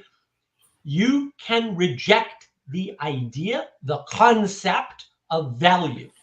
Yes, you can. And that makes you not an enemy. That makes you the enemy of the good, the enemy of being itself. That's where the nihilism comes from, recognizing that there isn't just competing values, but there's something that wishes to remove value as such from existence as such. That'll make you buddy films. This is why buddy films were such a phenomenon in the 80s, right? Because you actually have that very mechanism going on, where it has to be the relationship between the value of the teamwork versus the actual embodiment or the exchange of that value system. Like Lethal Weapon is actually the best example for that. Yeah. Well, and that was that wasn't competing values, right? Because they're being fooled into helping a porn ring, basically, and a drug outfit or something, right? Like they're being fooled into this, right? And so the villain isn't like a person with different values or a lawbreaker per se. It's somebody who is against order itself. Yeah. Bubble Viz. Talk about setting a goal. Elon Musk just founded a company with which is the stated goal to, quote, understand the true nature of the universe. Well, Elon Musk sells dreams, and I'm all for it. That's why he's the wealthiest man in the world. I have a video about this, right? So it's not my one on him and Twitter. It's the one I did before that, Elon Musk and money. It's one of the money videos. They're short. The money videos are both short. Yeah, that's the problem. William Branch, divorces reset. Oh, yes, they do. Secret Radio 69. Hello, Secret Radio 69. Benjamin Franklin. Why do I just already get the feeling this isn't going to go well? But notice that when the villain kills, it's emphasized, and when the hero kills, he's always killing anonymous goons. No. Not always. Yeah, not always. I don't know what movies you're watching. Well, what he's pointing to here, he points charitably. What he's pointing to is the goons are an extension of the villain, and that's actually classically the case. It's like you have the stormtroopers, right? What are the stormtroopers are the embodiment of the Empire, so that's why the act of removing that threat from the environment is not seen as a definition to the story. Right. Well, then there's the fact that there is right, but the fact that there is a different value in killing the body of the villain, whether that's the villain directly or the goons, and killing the body of one of the supporting characters of the hero, that's value. That's what it is. It's not equal, dude. It's not supposed to be.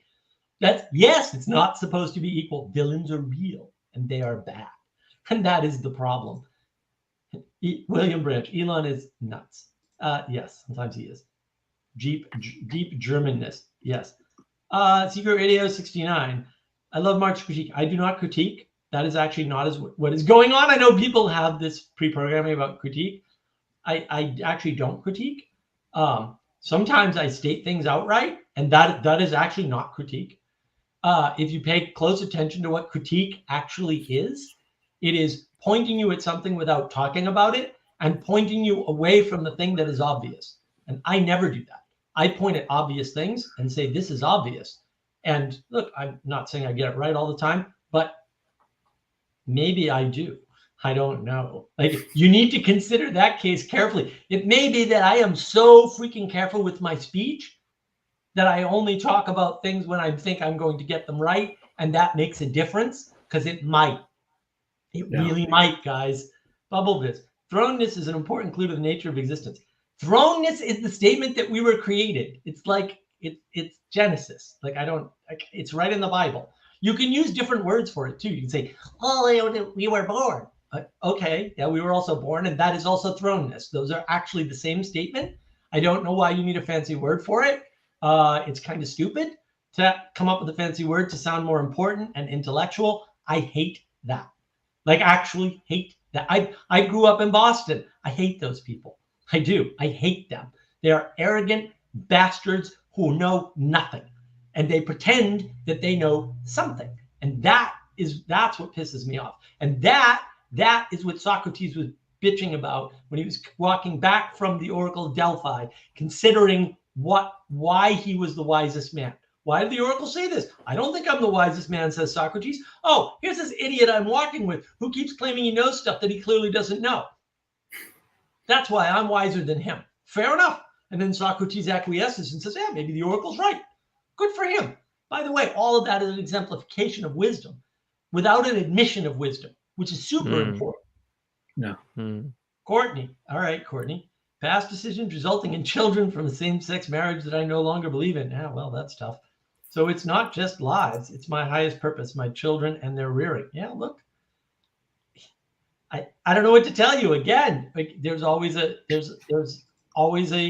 conflict, right? There's always a conflict with your past, because you You were differently imperfect in the past, which is not to say you're better or worse now. It's like, yeah. And this was part of my complaint on Vanderklay's video. It's like, you can't just pick vices or sins to exalt and redeem automatically or forgive automatically. Like, that's not fair, dude. And we do, just because like some group of people has some particular, proclivity towards some subset of a sin like sodomy, does not mean that you focus on that and go, well, you know what, we're going to forgive all those people proactively because first of all, you don't do any of that anyway. But like, what about the other people? Like, original sin doesn't mean we all sin exactly the same way because of our birth. That's not what it means. Like, I don't know what book you think you're reading, and I haven't read it, but I know it doesn't say that. Like, I don't even know what to tell you at that point. Like, you think you read the book, huh? I don't know about that. Well, one of the things I have here is, how do you prepare for a long-lasting relationship?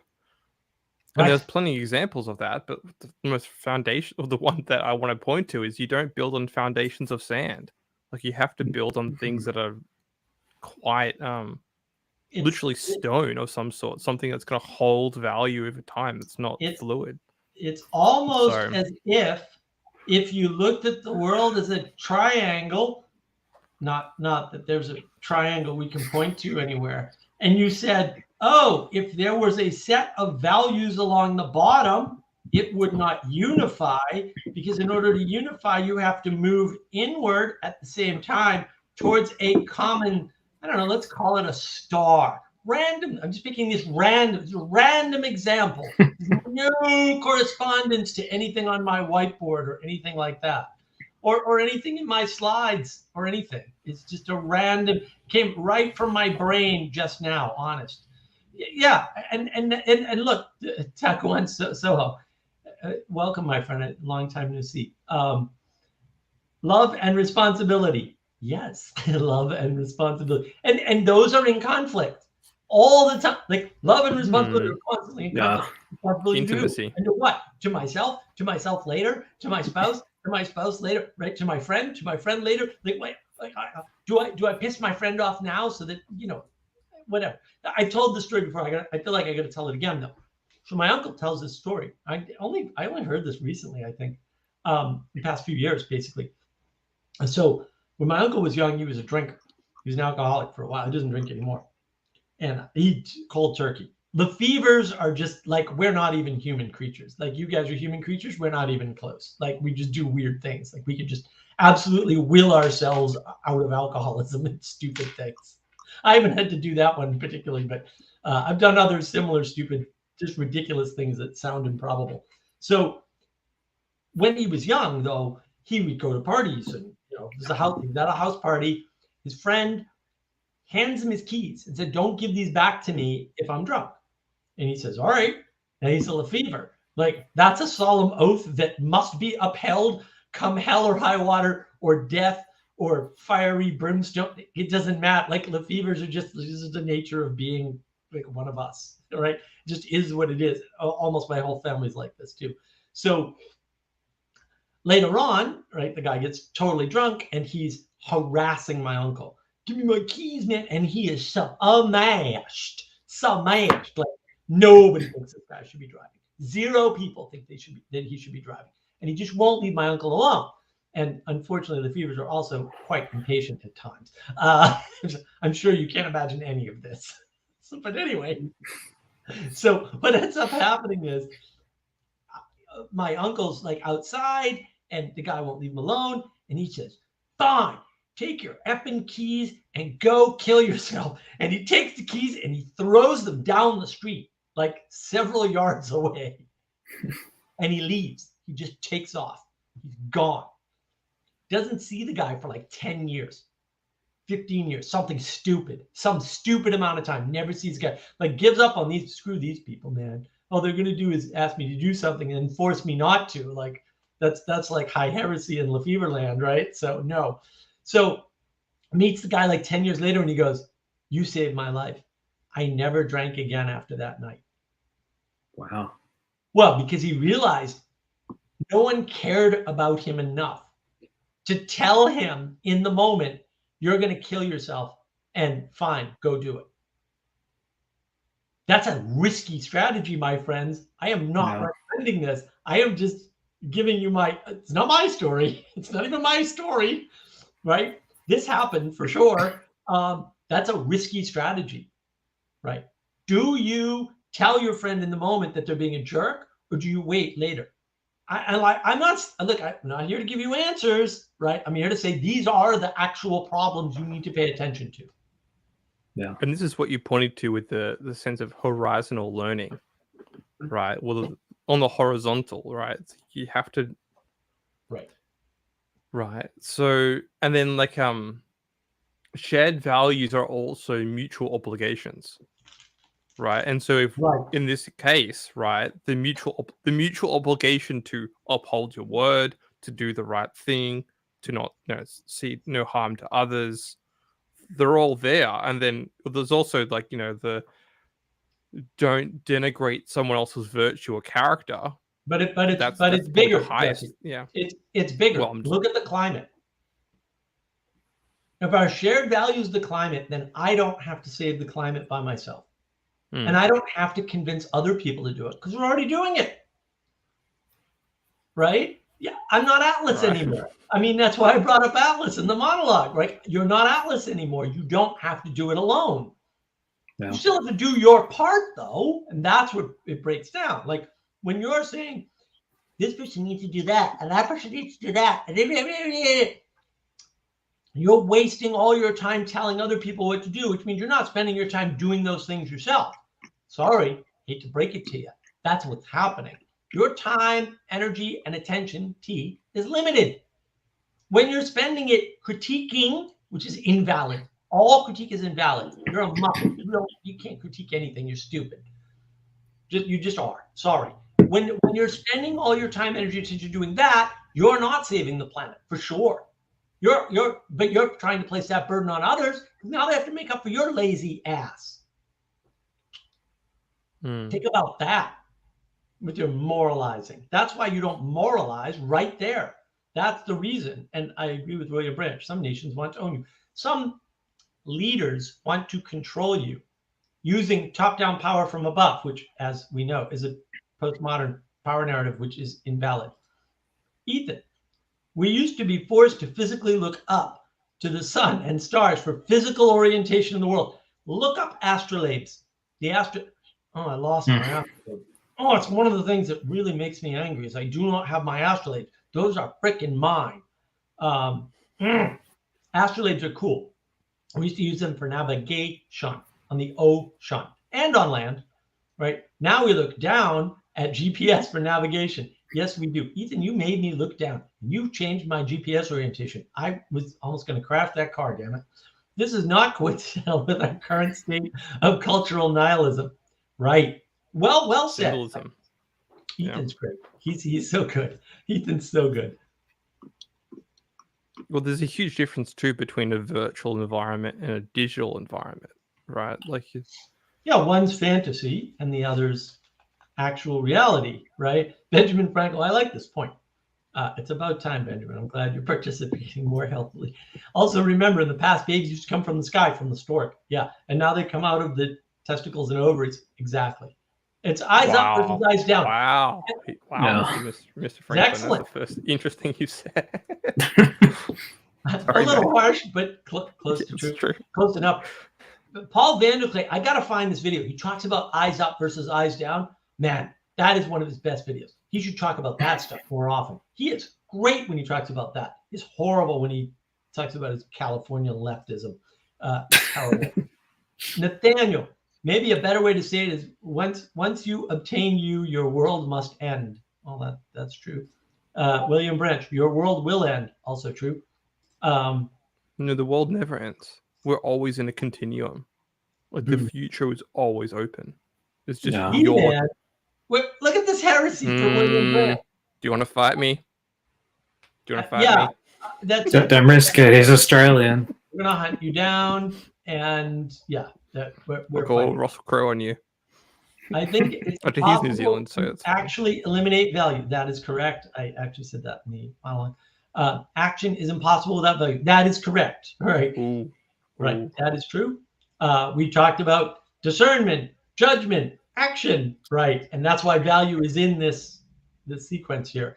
The sequence is deliberate. I'm not saying it's well planned out or planned out hugely in advance, although discernment, judgment, action was, that's for sure. This set of 3 has been, the last 3 has been.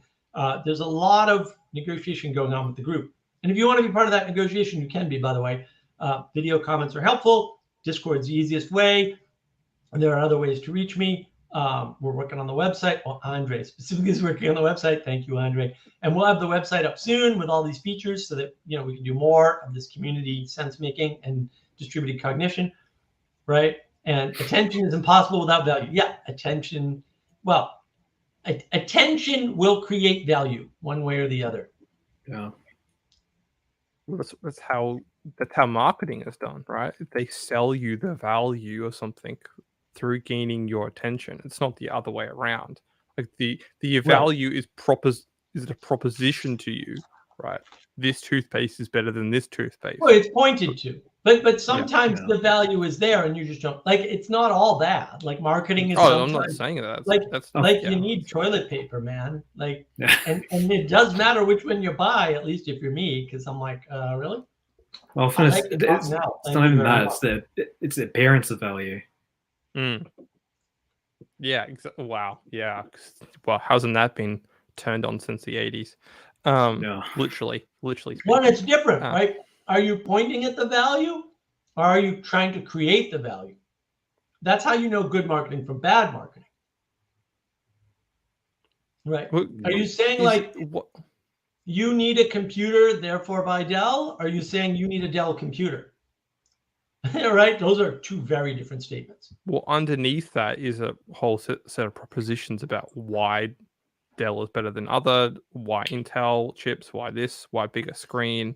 So there's a whole hierarchy of preferences that have to be negotiated before. There's a fundamental difference when somebody comes up, and there are commercials like this. I'm not saying they're prevalent, but there are commercials like this. When somebody says, you need a good computer, and then they advertise their brand. Yeah. And just advertising their brand without saying why, an implicit association. Right. Or using the associative property and saying HP has this flaw. But or the other way around. You can say Dell does this better than anybody else, right? It's like, sure. And I'm not denigrating any of these marketing techniques. I'm saying those are 3 different techniques. Pointing at the bad in others, pointing only at the good in yourself, or pointing at the value of the thing and then incidentally lower, because it's lower, mentioning your brand. Fair, like those are 3 different marketing techniques. You can say one's better than the other, whatever. I don't care. I'm just pointing out that that's there. How you point and what you point to matters. This is, I think, Peterson, again, first, second wave Peterson, whatever you want to say. Early Peterson is what I like to say. He used to really harp on this sense of be aware of unintended consequences, right? Because there are, in those sort of embodiments, in those sort of framings, and interesting Marquis 3 again, there are unattended consequences of it's not an argument, it's not a proposition, it's actually the definition of what's happening there that matters, because they have unintended consequences. When you push something up, you make it bigger, you signal the value essentially in that definition. You change the value hierarchy, the prioritization. And maybe that's good, and maybe it's not. And that's the other bit. It's not like, oh, the value is good, and therefore it's like, oh, no, the prioritization is good or bad too. And that makes I guess that makes it all the harder. Right? I was pointing to the physical embodiment of that though, because when you agree to someone else's definitions, you may be unaware of the unintended consequences of that. Right. They may be doing those definitions on purpose. Like that might be the trick of all postmoderns. In fact, anyway, Mill, fancy words sometimes renew meaning to what has become banal. Yeah, well, they can. Fancy words work best when you have a concept that you haven't associated with the words yet. And so one might ponder, for example, that there would be a condition in which if you weren't exposed to language, let's just use some random language that I would never normally talk about, like Christian language, and you just weren't exposed to it, then you might end up inventing those concepts yourself again with different words. Especially if you assumed that the Christian language words were automatically bad because they're automatically preachy or they're automatically religious or they're right. That could happen. I'm just saying theoretically. I'm just talking about happened when you explained the word liturgy to me. Yeah. Like what you could do thrownness. Oh boy, throne. Yeah, why? Why are you doing this? You're doing it to seem smart. You're not doing it because you've invented a new concept. You just put a new word on a something that is obvious and banal, and it just doesn't add anything, but it does confuse people and give them this sense. Oh, I think you're so smart. He's not. He's literally 4 years old. Literally. What increases intimacy? Did not get past Plato. By his own admission, did not get past Plato. I'm not making this up. He said that. Like, why are we listening to somebody who didn't get past Plato? Just read the freaking Republic. Problem solved. You don't need him. It's all there. And it's better there. This is the distancing effect, right? The proximity effect, right? Because you're creating intimacy. You're drawing people into essentially your space, your sense of being. And then you're taking the intimacy with the greater world and drawing it into your box and stealing it from the rest of the world. You're basically a freaking parasitoid. Ted taught me that word. It's not a parasite, it's a parasitoid. It's That's like, right. ooh.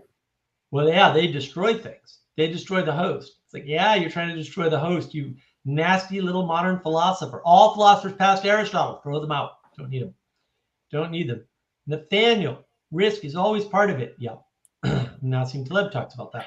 I've seen many people avoid seeking long-term relationship while thinking their foundation isn't adequate yet. But any day now, right. Well, look, I have this new thing where, people say the perfect is the enemy of the good. No, it's not.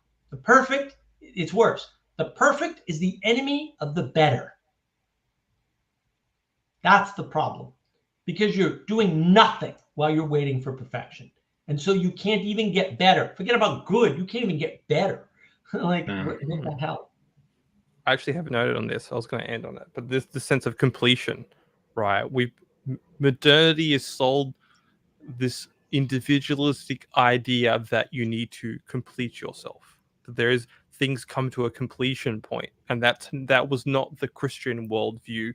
Metaphysically speaking, sorry to say, that metaphysically speaking, the Christian worldview was always beginning, middle, beginning. There's always a sense of continuation, of not progress, because a progress defines once you've progressed enough, you've actually completed a cycle. But this is the Christian worldview was always in the cyclical time. It was never linear time. So this is why. That's the materialist, not the modernist frame. There's a thing as modernism. Yeah, jump in. You can't avoid all mistakes. Some people are babies at 30. Right. That's the problem. I achieved maturity at 61. Are you sure? You're welcome. Ethan is continuing his war on PVK. Are we going to rename PVK to PWK? Paywall Clay. No, we're not there. I do find that amusing though. So Mills, money changes everything. No, not really. Only if you let it. It's just trade. Bubble Biz. Please state your favorite ice creams. Mint, chocolate chip. Go ahead, Andre. What's your favorite ice cream? Boring like me, vanilla. Okay. Jesse?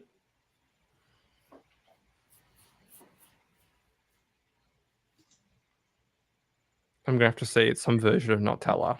It's like dark, nutty chocolate. Oh. Fair. Wait, we can get that here? Yeah, you can get Nutella. It's good in like mousses and like tiramisus. You can get it like that. How do you not get? How can you more not more of a gelato thing, I should say. So Nutella is rare here. It should be like common everywhere else. Bubble Viz, when something helps you reach a goal of yours, then it has value. Well, no, that's the value you try to create. It doesn't necessarily have value, right? You might tell yourself it has value, it might not. Like, and that's the gold medal problem, right? The gold medal depression that Jesse was talking about. If you think the value is in winning the Olympics and getting that medal, you're screwed, because once you get it, you're all done. Like it's all downhill. Like it's no. You could say that with performance enhancing drugs, they might make you reach that goal. It doesn't mean performance enhancing drugs have value. Right, instrumental values. Right, right. Thanks, Mills. What other values are there? Value is a verb, right? As a way of relating to something else as a person rather than a thing. Exactly, Mills. Ends principle, right? Right. There are lots of types of values. As in, I value you. You are right. Yes, he is. Good night and viva la Belgique. No Belgian. Tekuan Soho. What about the fundamental belief in the end of history? It's not fundamental. Those people are crazy. You should just like spend your time with other people. Fukuyama has points. He doesn't have a telos. That's actually fundamentally baked into his premise there. The end of what? Like, the end of the story is a Unitopia? Then you have no story. Well, then how would you know? Like, if it's the end, you're never going to know it, because when it happens, you cease. Like, it's like so a thing. It's like, well, that's unhelpful. What I do like to point out, though, when Marxists do bring up Fukuyama, I do concede that he has this point on the I've forgotten it. The battle for recognition. Yeah. Right. I think he has something there, and that's what the modernity and most likely post-modernity has for it. That it's pointing to a phenomena. It's not necessarily right or wrong. It's a phenomenon in the world that was always happening. Because the battle for recognition is essentially to say my values are more long-lasting or more beneficial than yours, and I will compete against you. Now that competing and negotiating are two completely different things, and I think Luke came on a couple of weeks ago and said, "Oh, we're not having a debate." I was like, "Well, by saying that, we're technically in a debate now. That's the trap of saying, well, we're not debating." It's like, no, you've actually started. Yeah, you started debating once you said that. So, and this is the I guess the interjection of values in the great chain of being, and that's if Fukuyama in that sort of the battle for recognition, if he has something there we need to concede. Yeah, I don't know how to resolve that, though. I think that's just there's another element. Phenomenal. Right. Yeah. The problem only arises if you take an element that you didn't account for and say you need to account for this way. No, you don't. You need to enchant the world. If you meet something that isn't accounted for in your worldview is wrong. It needs to change. It's that you don't fit the thing into your worldview. You open your worldview to fit the thing. Like, you're just doing it backwards. That's all. That's not a big deal. People do it all the time. I do it all the time. Not a big deal. But also, that's why you need the humility to realize, no, you don't fit the thing into your worldview. You open your worldview to fit the new thing. Like, your worldview sucks. You're a Muppet. Like, you have to continually remind yourself that you're a freaking Muppet. It's just that simple. Your worldview is never going to be complete enough. And so you need to keep opening it up. And you can't just do that willy-nilly. You have to do it very carefully. I agree. But also you have to do it. You can't be a Muppet. You can't be a Muppet with hubris. Because if you believe your worldview is complete, then it's not. Right, but that's Karl Marx. Look at the worker is just as valuable as the manager. Okay, but never in history have they been paid the same. So what does that tell you? It tells you your worldview is wrong. It doesn't say there's something wrong with the world. The Karl Marx conclusion is there's something wrong with the world because they're both people and therefore. And it's like, have you worked, bro, anywhere doing anything at all? Because if you have, you realize some people run the checkout register faster. Are those workers really equal? Of course they're not. Like, duh, right? So obviously Marx is wrong. He's just wrong, axiomatically incorrect.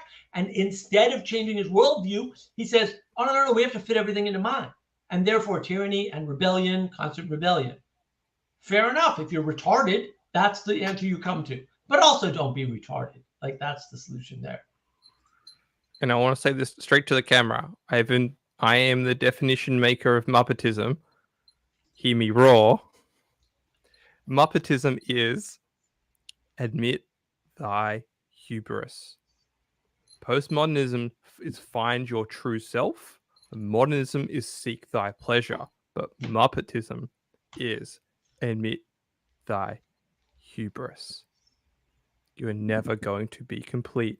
You are never going to feel authentic. You're never going to be authentic. Well, yeah. You can never fully understand yourself. You need to get it out of that trap of being, because understanding, like, how do you fit in that? Have to. Like, the problem is everyone's told they have to. You do not have to do that.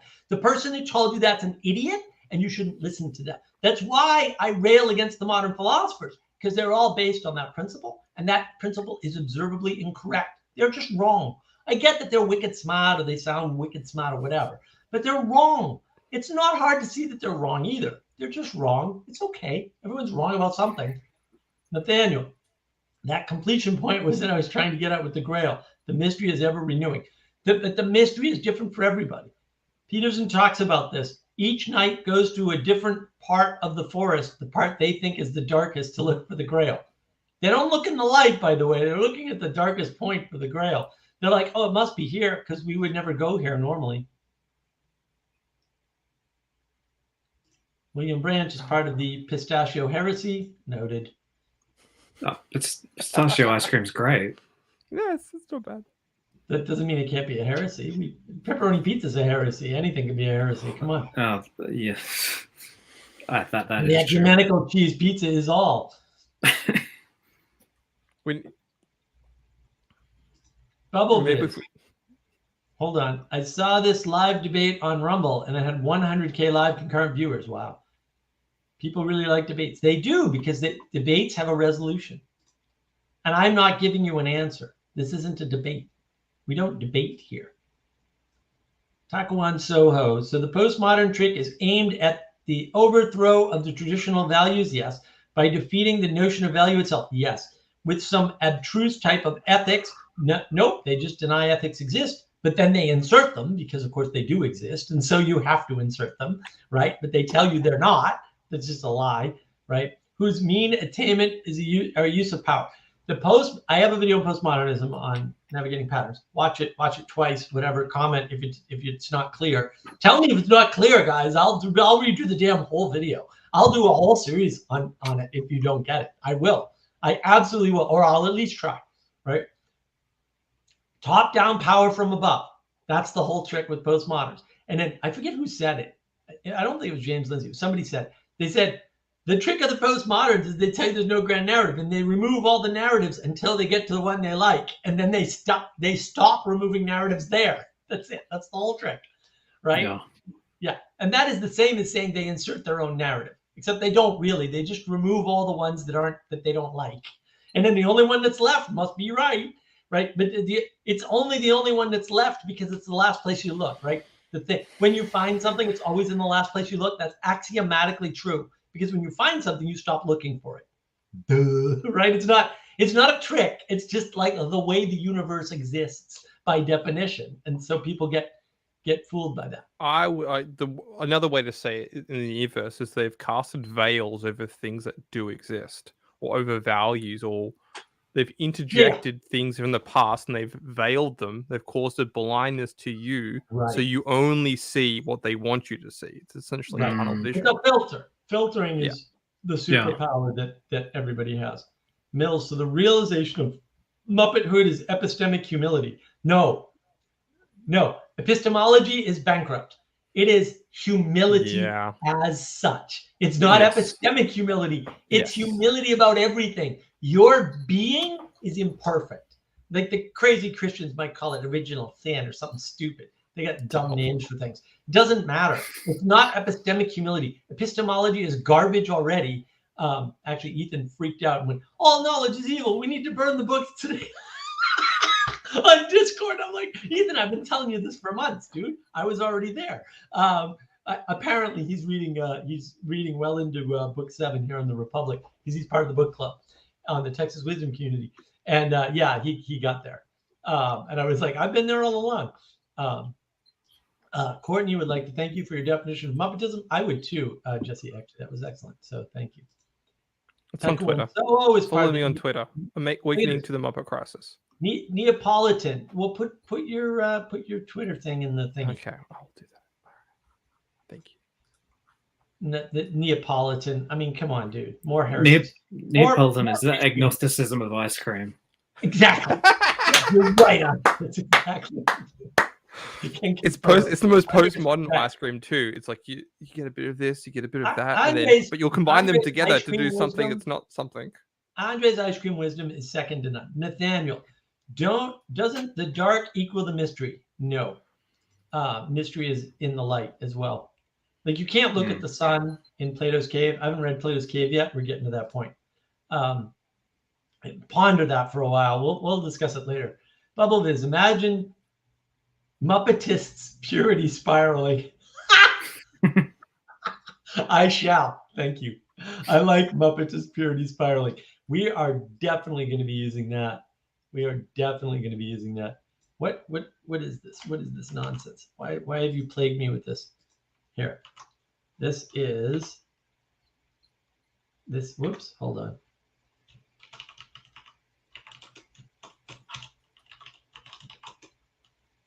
There. All right. Posted. Jesse's Twitter. You should follow Jesse's Twitter. It's quite good. What do we got? Nathaniel. I might need to concede to being a postmodernist. Look, we're all soaked in postmodernism, dude. It's not your fault. Like, don't blame yourself. You're not Atlas. You're not the world. You were born into a time. You were thrown into a time and a place. But you'll hire Gary about it. There's a place I feel I'm missing still. There's lots of places you're missing. It's okay. We're all missing. That's why we're here. We're navigating the waters together. And they are choppy waters, my friend. I don't feel I'm trying to choose my own hierarchy or frame, but I am an autodidact. Oh, you're certainly trying to choose your own hierarchy and frame. Not that, I'm an autodidact too, but I don't choose my own hierarchy and frame. I'm submitted. Mills, Jesus nodded. Too late. Indeed. Jesse nodded. Jesse, sorry. Also, autodidact. Jesus is just there nodding. Jesse. This is what it has to be. Thus it shall be. I need more Twitter followers. I got to bring up my Twitter now. You've inspired me, Jesse. Where is my Twitter? I don't even know. Twitter's hard. Things are hard. Well, yeah, this is the other thing I wanted to bring up too, is to be in the world but not of the world, right? And that's how you keep your values like center and strong, right? Because when you're of the world, you're of this fluid object which you'll never be able to contain or understand, and then you'll project that onto yourself of wanting to contain and understand, right? To proposition and to join in that battle of recognition. The only way you may be one of the proposed ways I think you get outside of that battle of recognition is to not participate in that battle of recognition, right? So you withdraw yourself from the conflict of being of the world. You just participate with others. You outsource your sanity, you outsource your understanding of yourself, and you build on your character, which means your actions and your integrity in the story that you're living in. That's how you navigate values. Look, if anybody wants to join us, you have to come on camera, but you're welcome to join and ask questions directly and all that. I don't know why Randa's United didn't post the link correctly, but I posted it, so it's there now. Feel free to jump in. We're here to try and help and navigate these things as best we can. I'm out of Maltesers, so the world is at an end. I will redeem the world with Jordan Ammons. If anyone wants to hear about my second watching of Star Trek, as I'm watching Star Trek to go on an absolute tirade against the John Favreau video, I think it's going to be my first reaction video, or just tear John Favreau's premise of Star Trek apart. Man, You watch that first one, and you watch it with the lens of this film is about Gnosticism. That first Star the Trek first film. movie. Did Vervaeke talk about the first film? No, they did. Of course. Of course they Terrible. didn't. Like, Of why would course they anybody never talk about it? actually talked. They talked objectively about Star Wars. Not Star Wars. They talked objectively Okay. about Star Trek without actually talking about the values of this. They just assumed this is the value of Star Trek. Well, this is the first 20 minutes I watched anyway, which got me so The irate that I postmoderns, quit. the whole They never thing of defined what it postmoderns was. is they avoid value. Yeah. Like meditation and prayer are the same for them, except that prayer is bad and meditation is okay because autodidactism. Mm. Like, wait, what? Like, how did you get there, John? Right, but he does like rely, and not just him, like Sam Harris, all these guys, they get there reliably. They're like, well, because you own your own values, right? They're all Nietzsche. It's like you can't. Peterson talks about this. You can't create your own values. What are you, high? Yeah, it's And like not meditation is an acceptable ritual, but prayer is not an acceptable ritual. Right. Well, Right. we could go dark here, but No, but that's think it's- what they're saying. Yeah. no, they'll go darker because you're an individual from a certain ethnicity or cultural group will allow that prayer, but the one that is a part of the makeup of the West, right? And the makeup of the West is actually, in the modernistic mind, the makeup of the West is actually west of Germany, not west of Rome, right? That's that. Right. They're actually breaking that up. And the east of Germany is literally the east of Russia. That's why we've always been at the war with the East, which is not technically true at all. So how is okay? So William Bridge, socialism. do I in even space. need to go here? There's lots of that. Well, look, socialism belongs in space, in fantasy. Socialism belongs. Yeah, fire socialism to the sun. Yes. Yes, high socialism. Where it belongs. Right. How is Star Trek Gnostic? Okay, specifically, we're talking about the first movie.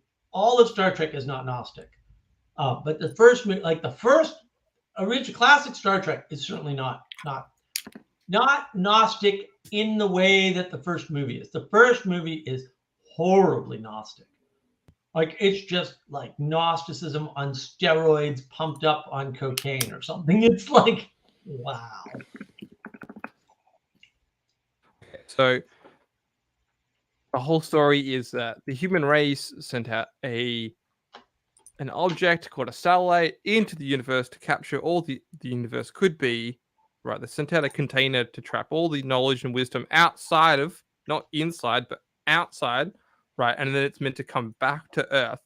In its coming back to Earth, it comes back to it as a primordial storm, a darkness, a waters, right, which are meant to descend upon the Earth. And inside of that dark waters is this 7 layers of Dante's hell that they go through to get to a data-driven, computerized hell that contains that satellite that wants to fuse with an object, which is this outsider, this other alien race, which has been possessed by a force greater than itself. And then in order to complete the story or to complete the mission that we have set it off, the thing is returning back to self and wants to fuse with the human race to transcend the human race in order to become like God or like mankind. But it's actually a new fundamental being, or to return to even more chaos. What is the value stated in Star Trek? The value is to explore, right, and gain new knowledge. The beyond, essentially. It's the worship of the beyond. Gnosticism is the worship of knowledge. That's what it is. Now, there are implications from it, and people tend to point to the implications as the Gnosticism, and that's fair. But yeah, actually, oh, bye, Mills. Have fun. But actually, the Gnosticism is just the worship of knowledge over the worship of being. And that leads to things like emergence is good. So even classic Star Trek, the mission is to seek out new life, right? And new civilizations, right? Without ever talking about where this new life and new civilizations came from. It's presumed, but it's not stated, which is fair in Christendom. That would work fine. When you take it out of Christendom, now you have a problem because you removed it from the frame. Well, if it's pointing towards new life, it's pointing towards being. We know that being is good, so it's pointing towards the good, wouldn't you say? No, it's pointing to the beyond. It's the beyond beyond, the outside. So the being is located in a context. The beyond is decontextualized. Well, it's the continual revolution, essentially. It's the continued exploration of new civilizations. So it's emergence is good, not being. Emergence is good. I mean, you can see that because, and it's funny because it doesn't work, right? Like sometimes they go to the alien race. The alien race tries to destroy them. Oh, maybe this emergence thing isn't always good, right? But it's fundamentally an emergence is good narrative. And that's the narrative it's pointing to, even though that narrative is wrong, right? It's fundamentally incorrect. Courtney, you can't transcend your being. That's well, Well, you can in the first Star Trek movie. No, not with that attitude. Exactly, Andre. Exactly. Yeah. Didn't you watch The Matrix, Jesse? Duh, you big dummy. He transcends his being. Come on. I knew that. Yeah, I can see this. There will be a Matrix stream, and it will be violent. Yes, we will both get worked up. Courtney, curiosity for the unprepared brings darkness. Look, all right. I like the way John Vervaeke talks about this. Actually, John has some good. Oh, you know what? I should put that on the server. Hold on. I have a section on my Discord server. The market. Let's have a gap. I'm just gonna make a coffee. I'll be back. Okay, that's fair. Yeah, you guys can abandon me, right? That's fine. One of John Vervaeke's good points. Where's my channel on John Vervaeke's actual good points? Because I do keep a list of them. Vervaeke, great concepts. I'm going to type this in now. So one of John Vervaeke's really good points is the axis of awe and horror. Okay, good. Now I have made a note of that on my Discord server, the Mark of Wisdom. Thank you very much. Join my Discord server. It's awesome. We have great discussions almost all the time. And then what does that mean? That means you can encounter something bigger than you, and you could have one of two responses. Either, oh my goodness, I'm going to get crushed and die. And fair, like maybe that should be the response. Again, I'm not here to give you answers. Or you go, wow, the world is so much bigger than I realized, and it's so much more wonderful. And cats could come on the camera. Cat, at least show your cute face. Andre is an adorable cat, but it's not showing its cute face. So curiosity can lead you to the axis of awe and horror. And which one you go with is an aspect, right? It's how you're viewing the world. It's your framing. Hopefully that helps, Courtney. If not, and feel free to jump in. Ethan,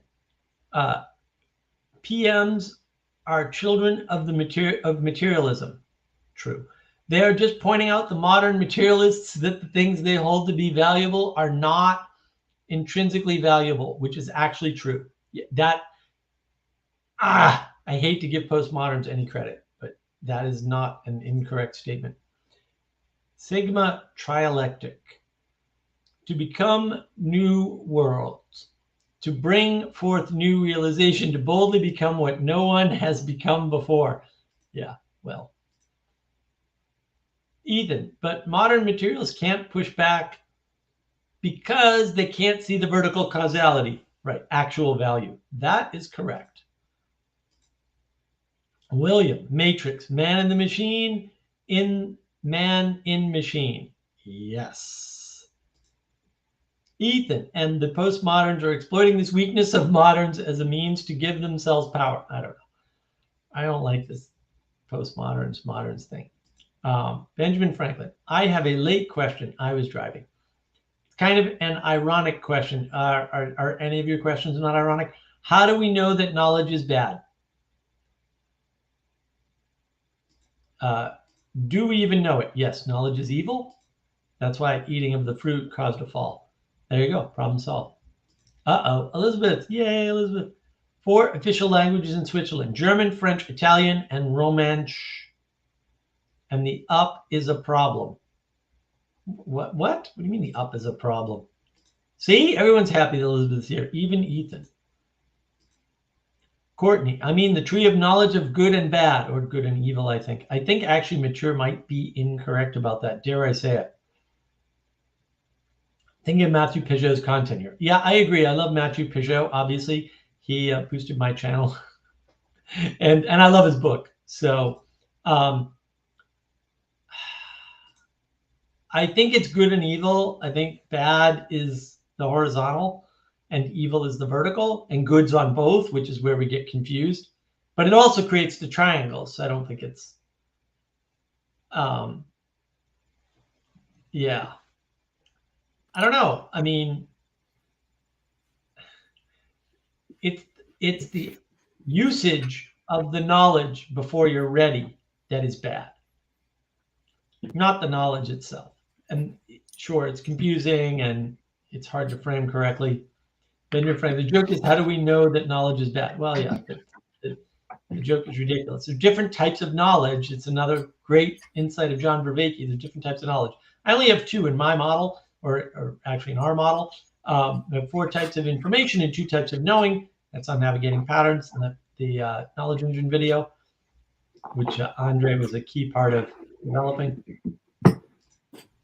William Branch, nuclear physics knowledge is bad. Yeah, well, it can be used for bad things, that's for sure. That's the problem. It's not the knowledge itself that's bad. It's what you do with it, right? It's that pointing in the value that creates the problem. That's intention and action. And the thing is, you can value war and you can value killing. And, that's the value is going to happen. The question is it spread across the bottom of the triangle, or is it moving towards the top of the triangle? Is it pointed up, right? Ethan, oh, here we go. Postmodernism is evil and must be destroyed. Okay, I actually like what my buddy Jonathan says. Postmodernism is a civilization destroying mind virus. This is correct. It also makes it evil and a parasitoid, and yes, should go away. Welcome back, Andre. Are you all oh, there we go. Yeah, I've got my TLC, this little coffee. The one-liners. Sorry. I am glad you guys are back, because I know I'm going to leave. Go ahead, Jesse. Take it away on postmodernism is evil. Well, this okay.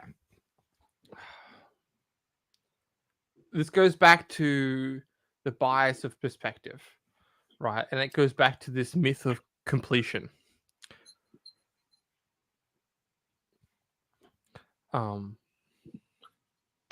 Maybe controversially, we won't be able to defeat postmodernism. That's the thing. I think we actually have to, if it is a storm, which is the way I think Star Trek actually has the right idea there.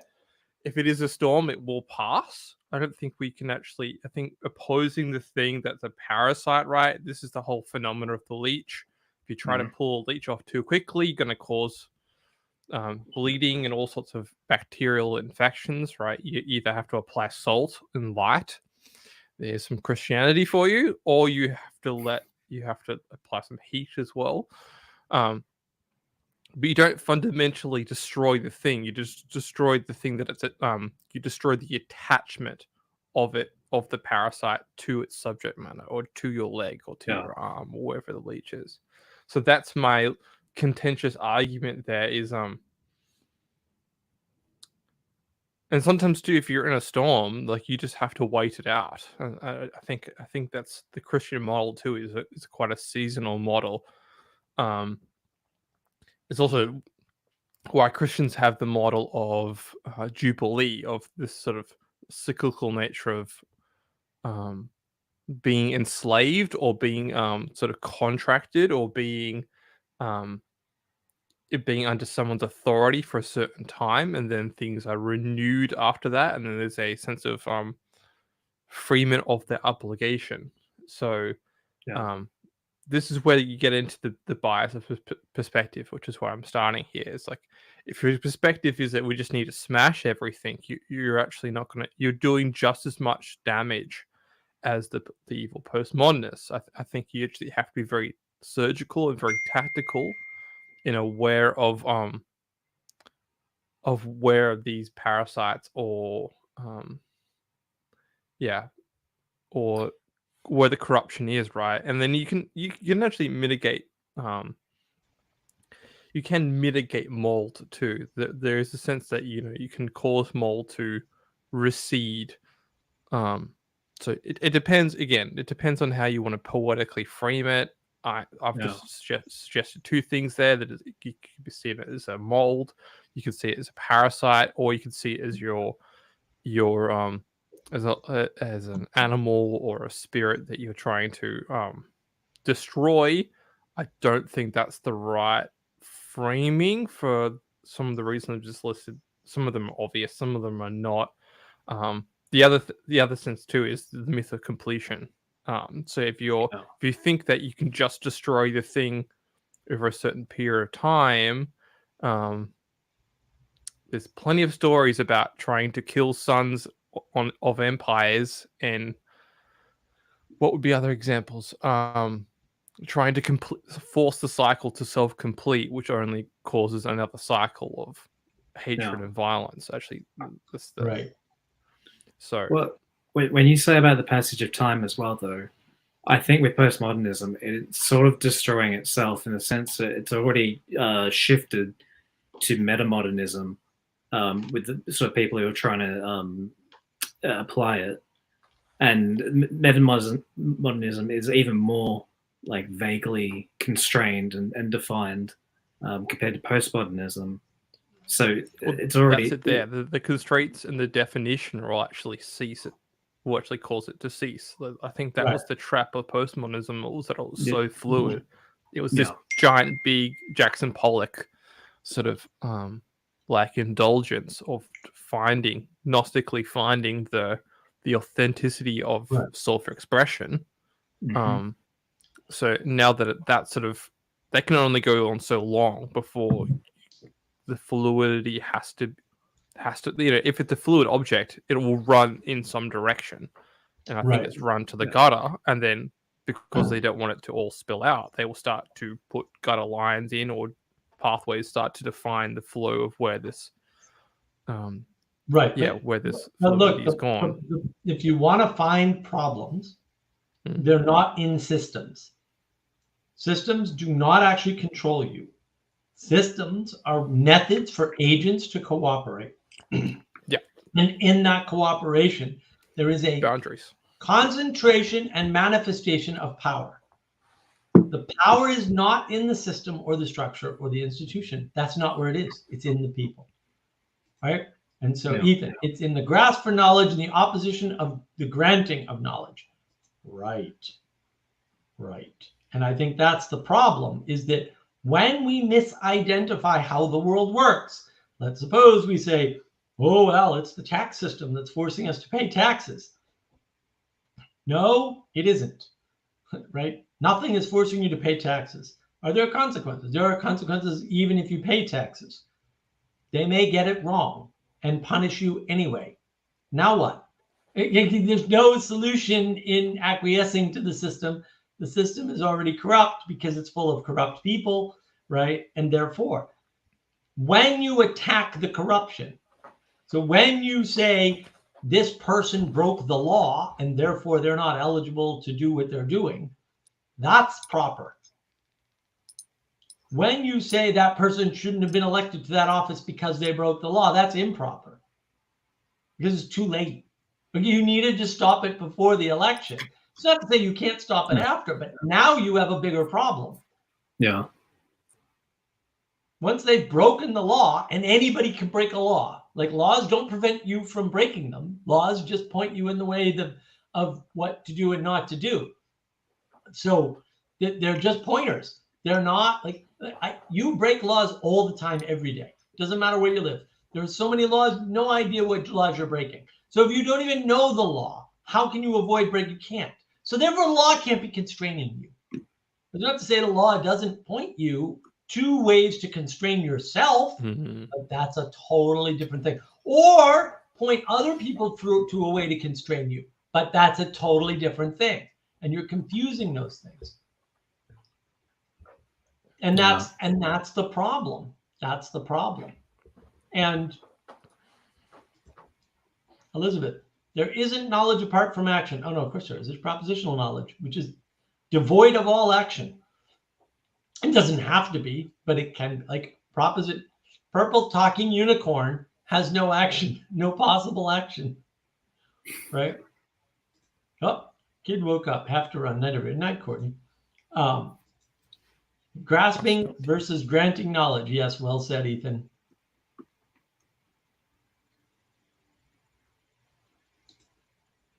We are known. Yes. It is all ritual. Well, look, you can know people's beliefs, as Peterson points out, right, by their actions. That's a way of knowing. But what you know is their participatory knowledge, as John Vervaeke would say. You don't know their propositional knowledge. And that's Peterson's point. I don't believe what you say. I believe what you do. So what you say may not lead to an action, right? Is it knowledge? Is what you're professing knowledge? It's a form of knowledge. It's just a weak form of knowledge. I actually had some notes on here about advice, and advice is always almost 99% based on someone else's value hierarchy and experience. The thing to mitigate this is, does the person have already what you want, or know how to do the thing that you want to be able to do, right? So you need to, when you're seeking proper advice, you need to either circumvent or get a good understanding of what someone's values are, and maybe do they not align to yours. Then maybe don't seek advice from that person unless you just want to argue with them and debate them. And or you want their values. Like, what are your values? These are my values. What are your values? Contrast is good. How do you know your values are good or bad? You need contrast to see, buddy. And just see, that's it. Elizabeth, and you don't need to look up to act. Well, no, you don't need to, but you really should. Heaven and earth are already joined. Well, I don't know about that. Surely doesn't look that way to me. Ethan, they've been disjointed. This is the look. I'll give it to you again. I know this is so hard. It's hard because it's easy and the implications are huge. They're Peterson's implications, right? Like, maybe everything you do matters. We co-manifest reality. We stand between that which is above and that which is below, the ethereal or spiritual and the material, and we join them. We do this. This happens as the result of our thrownness of our creation, right? It happens, okay? That means that we co-manifest reality. It doesn't pre-exist us at all. Physics actually says this. It's called the observer problem. You can look it up. You're not getting around the observer problem. A bunch of people claim you get around it. No, they don't. None of them do. You look real close. You'll see. It's like the string theory people saying they solved the Big Bang. No, they didn't. They just made a larger number of questions than what caused the Big Bang that are equally, if not harder, to answer, right? It's the same thing. No one has solved the observer problem. No one's going to solve the observer problem. The observer problem is what's called a hard limit of reality. It's not that hard to figure out. We co-manifest reality. That is what the collapse of the wave function or whatever other system you want to work with. I know there's more than the Copenhagen interpretation. No, I actually do know this. Sorry, guys. I'm actually well studied. I hate to break it to you, right? There is no way around it. If you actually talk to physicists, and I used to live in Boston, so I did, MIT, Harvard, Boston University, right? Northeastern University, a bunch of other places, right? Actually talk to them. They don't know. They know they don't know this. They are well aware that physics doesn't know this, can't solve the observer. They know they can't solve the observer problem. They're well aware of this. You aren't, because you've been fooled by evil people. But they're evil, so don't be fooled by them. That's still my way. And Ethan. And there is also the fall in heaven. Yes. So there is a fall in heaven now, but it's still the same pattern. Separation of something from its vertical causality. That's what we're dealing with. That's the problem of value. Value doesn't exist when you separate vertical causality. That's what's causing the loss of values and the loss of understanding of virtue and the loss of the ability to engage with the transcendentals.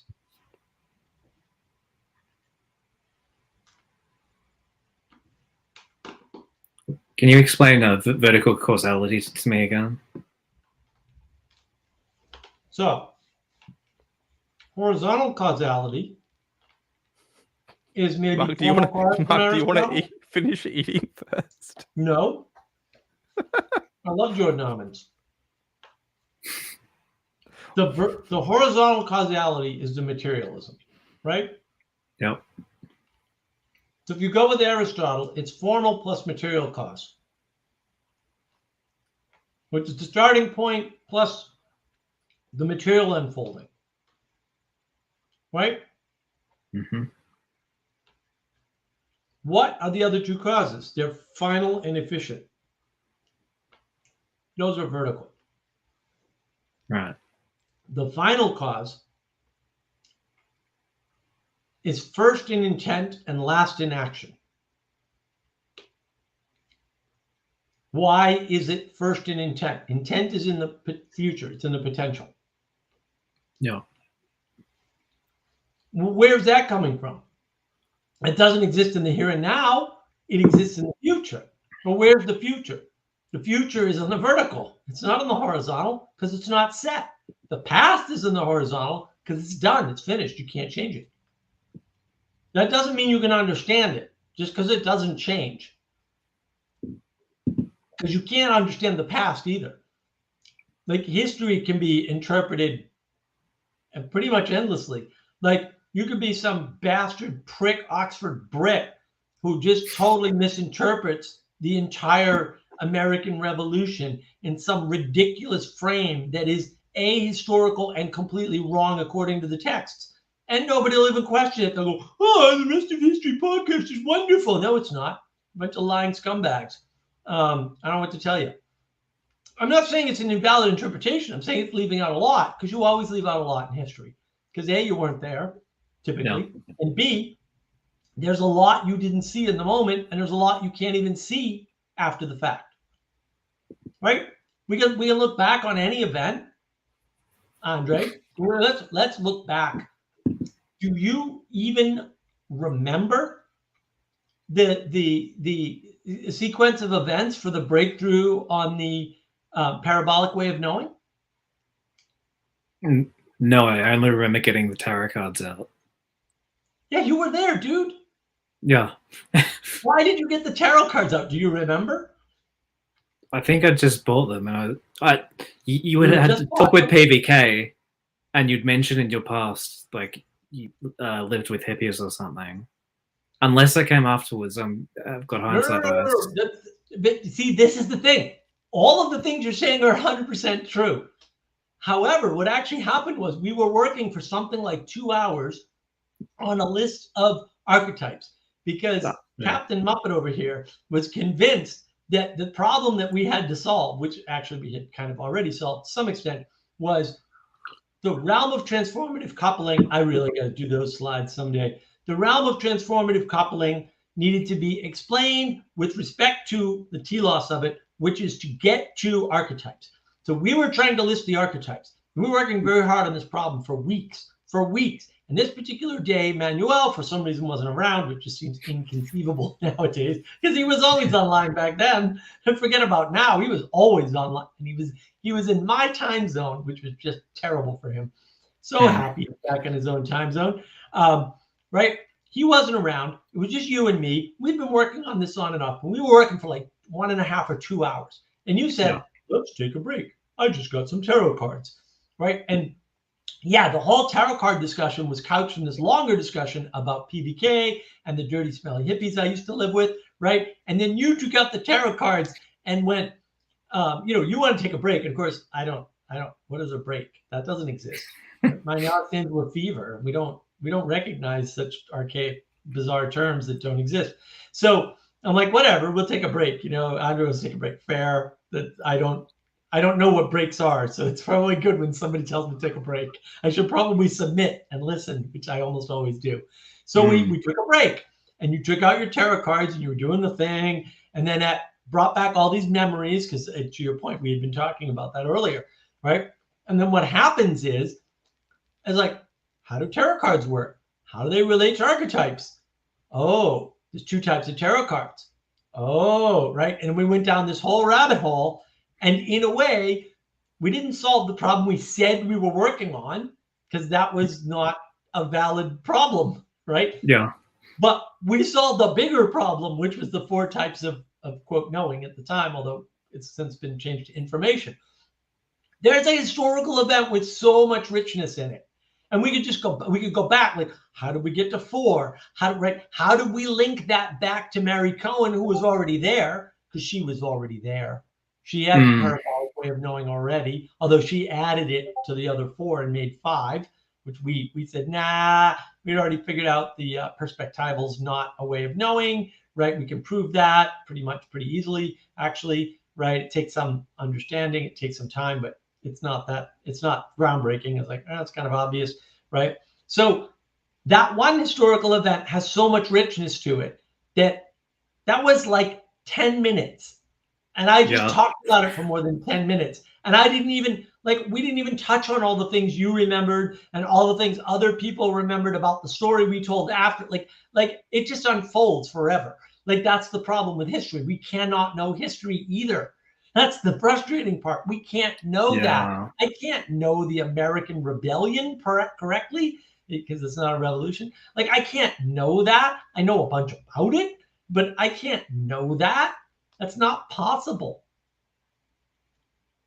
Yeah, no, that is right. And even as you saw, like, me trying to think back to the events, I was correct in guessing them, and I knew them, but I second guessed myself because I felt like I was analyzing something that was unsure of. Right. And the chronicity of it, like, 'cause I remembered that I thought I referenced your talk with PVK, but I wasn't 100% sure, because it felt like that came before, and that would have been a linking context. But it could have also been after, and I could have gone, oh, this is why, like, Mark was interested in the tarot cards, because of his story he told after. Sack. Multitasking. It's efficient. Maybe. Nathaniel, I think Mark is actually metamodern. There's no such thing as metamodern. See my video on meta. Meta is not a useful term to use ever, because it never refers to anything.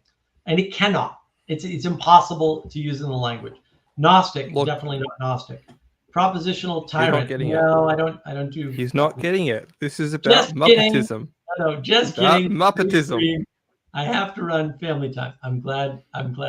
I hate metamodern. It just drives me nuts. Loss of vertical causality equals fail. Okay, fair enough. Final cause is telos. Yes, I agree. Beginning and end. Yes. What is this assignment? Your identity has been negotiated for you by Ethan. Jesse, you are the first mate Muppet. I don't know. That could be true. Yeah, it's better values than I do. Andre, our first chat together, our first proper chat together was fire. As the kids say. It was I wish we recorded that, because once we got in, we're like, oh, Aphex Twin, and then it was on. It was like, oh wow. I actually didn't think about that. Like, why didn't we record that? But it was also our first time talking, and I think that element would have made things like, we wouldn't have been so open and sort of just like going all over the place. It would have been like, oh, let's discuss salience landscapes, and let's all use big language. Yeah, exactly. Yeah, because you want to get to the insights as quickly as possible, and you want the enthusiasm to come through on the topic too. I think that's a big thing I'm trying to I guess, negotiate with myself is only to talk on things that I'm enthusiastically, because you want to transfer the spirit, and you want to communicate a message, or you want to signal to someone your values, right? So it depends on it. Yeah, you can say it a couple different ways. But yeah, you want to embody them and get into that conversational flow state rather than be stuck in a formalism where it's like, this is the structure, like, can't go outside of it, and if you go outside of it, oh, it's not going to be a good video. Instead, it's like you identify against. It's like, it doesn't have to be a video. Let's not care. Let's just like connect. This is the problem. Ethan's got it nailed. Meta, mega, magic, modern, monster. There we go. He's got all the M's. I love alliteration. Yeah, I'll take it. I'm all in on the alliterate. All alliterative things are automatically true because they are alliteration, and therefore, and state that as an axiomatic truth of the universe. Alliteration is good, and therefore, how's that? Yeah, automatic axiomatic alliteration. Yes, automatic axiomatic alliteration is always good.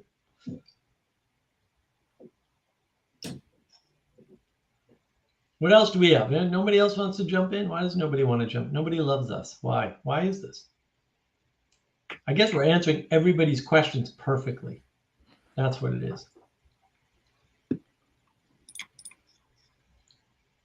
I like meta-modern Gnostic propositional tyrant. That's a good summary. The thing about meta-modernism is it fails under its own definition because it's saying it oscillates between modernism and postmodernism, so it can't even decide like what it's doing. It's just like, oh well, it's a bit of both. We can't decide. So it's even more fluid than it's even more fluid than postmodernism, and it's stateless.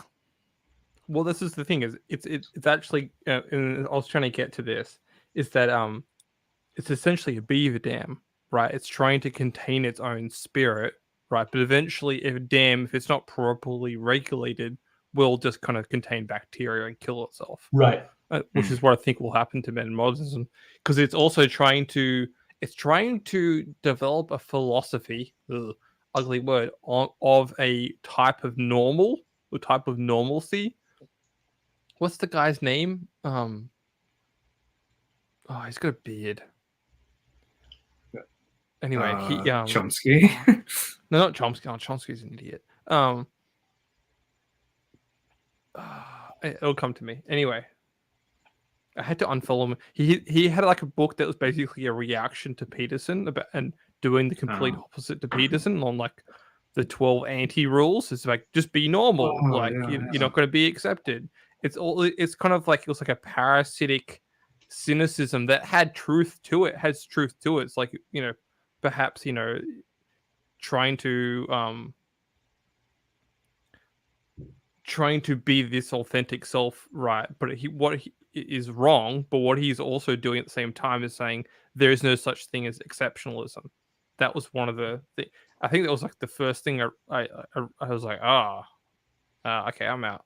It's the same thing that happened to me with Viveki too, when he said, "Oh, we need to get beyond grand narratives." I just went, "Fuck off!" Like, I was like, this guy, he's in a grand narrative. His whole course is about a grand narrative, and yet he wants to break grand narrative. It was just like, wow, way to be self-defeating, man. Like that's the modernism thing. I think it's coming to me, but I think that's what it is. It's a self-defeating proposition. Yeah. That's very different to what I'm trying to propose with Muppetism, which is, it's about humility, and it's also about proper character. It's about being a character, not trying to seek out to be a character or trying to attain all the things you need to be a character. Like having good character, not trying to be a character. Yes. Yeah, more than likely you already have enough experiences to build a sense of good character on, and if you don't feel like you have enough experiences to build yourself on, they will come to you whether you like it or not, because shit happens. Sorry, I'm cursing on this stream too much. Right. But it's true. It's true. It's like if you don't have enough life experiences, they'll just happen. Oh, Zizek. Is it Zizek, the Oh no, I don't think Yeah, he was I would- Shishak. crack addict? The He cocaine? didn't. Well, he didn't write a response book, but he's sort of like seen as the opposite of Peterson, even though he's sort of vastly not. He's Hegelian, so I don't know what he's on about. Yeah, Well, he's also angry and trolling people because he's angry still, which is fine. But yeah, he's a big troll. the cocaine is a bit much. I mean, I'm just saying. No, he has a sinus. No, he doesn't. He's on coke, guys. I don't know what to like. I really like at some point, like really, you don't. Yeah, they all do the same thing. They don't know it. I did know somebody who was literally on coke. She could not admit it. I'm like, no, you're, yeah. No, I'm not. What are you talking about? I'm not on coke. What are you talking about? I'm not. No. See that It's the fine. story doesn't ring true for me because everyone I've ever been around on cocaine, that's all they talk about, is like just loving cocaine and that they're on cocaine and they want to tell everybody. They will if they're partying, but if they're hiding it from you, or more to the point, Oh, hiding it from yeah. themselves, Yeah, even after good the point. fact. Oh no, I wasn't. No, just because I was watching my friend's house, who supplies me with cocaine for free, doesn't mean they traded me cocaine to watch their house. It's like, real? That's your story? Because I only do cocaine when I'm with people. Yeah, it's self Because alcoholics never drink alone. Do you ever meet an alcoholic to drink? They alcoholics out. They all tell you that. No word of a lie. I'm not even joking. Every alcoholic I've ever had a conversation with has started with oh, I don't drink alone. I don't judge people. I don't, right? They get judged by the fact that I don't drink sometimes, but they've all told me they don't drink alone. And within 20 minutes of conversation with them, they will talk about a time that they drank alone in the past week. Every single one of them, all of them. And I'm not saying every single one in the world does this. I'm just saying this is a pattern of the world that I have noticed because this happens a lot. Yeah. Hansi endorsement. Hansi Freinenkat. Never heard of him. He's a mid-modern. He's one of the guys that's basically cool that turned into existence. Never heard Bevelviz. Never heard of any philosopher making any sense except for A2TMC. Wish he had a YouTube channel. I don't have Twitter. Working on it. He's either going to have a YouTube channel or he's going to come on mine eventually, and then we'll just get a bunch of videos recorded, and then you'll be able to see him. Yeah, the two things I'm working towards is A, doing a whole short series on animals and symbols. So to do it in 2 to 3 minutes on just a debrief of what does this animal mean, how is it meant, what is it, and how to notice that sort of phenomena in the world. So same thing with like other symbols, and then I'm working on the critique of Star Trek. Just I think that'll get me enough of momentum. Because the YouTube space is if you make enough of a scene on something, people pay attention to you. But you have to be prepared. This is the thing. You can't just. So it's a lot of prep. There's a lot of stuff out there. Very hard to stand out. There's more content uploaded to YouTube every minute than you can watch. It's like, what? Yeah. And you also want to do things at scale well, because, this is the thing. If you value time, which I think is one of my principles, is like, don't waste my time. Like, my time is my life. I only have so much left energy to give. And also, you want to be intimate with those around you, right? There's a trade-off between the more online you are, the less private you are, because eventually you're known for things, right? So whether you might be private in real life, but technically speaking, in this digital environment, this virtual environment, right, you're no longer private in. Right. Like they are actually two separate worlds in some sense. But they do bleed over. Like the dreaming and waking state, they do bleed over. And the the boundary line between the dream state and the real state is very porous.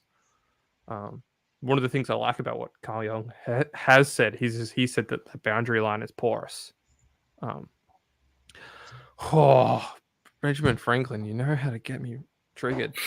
What did you think about the Black Mirror Star Trek parody episode? Come on, Jesse, tell us. I skimmed through it because it was nonsense. It was boring.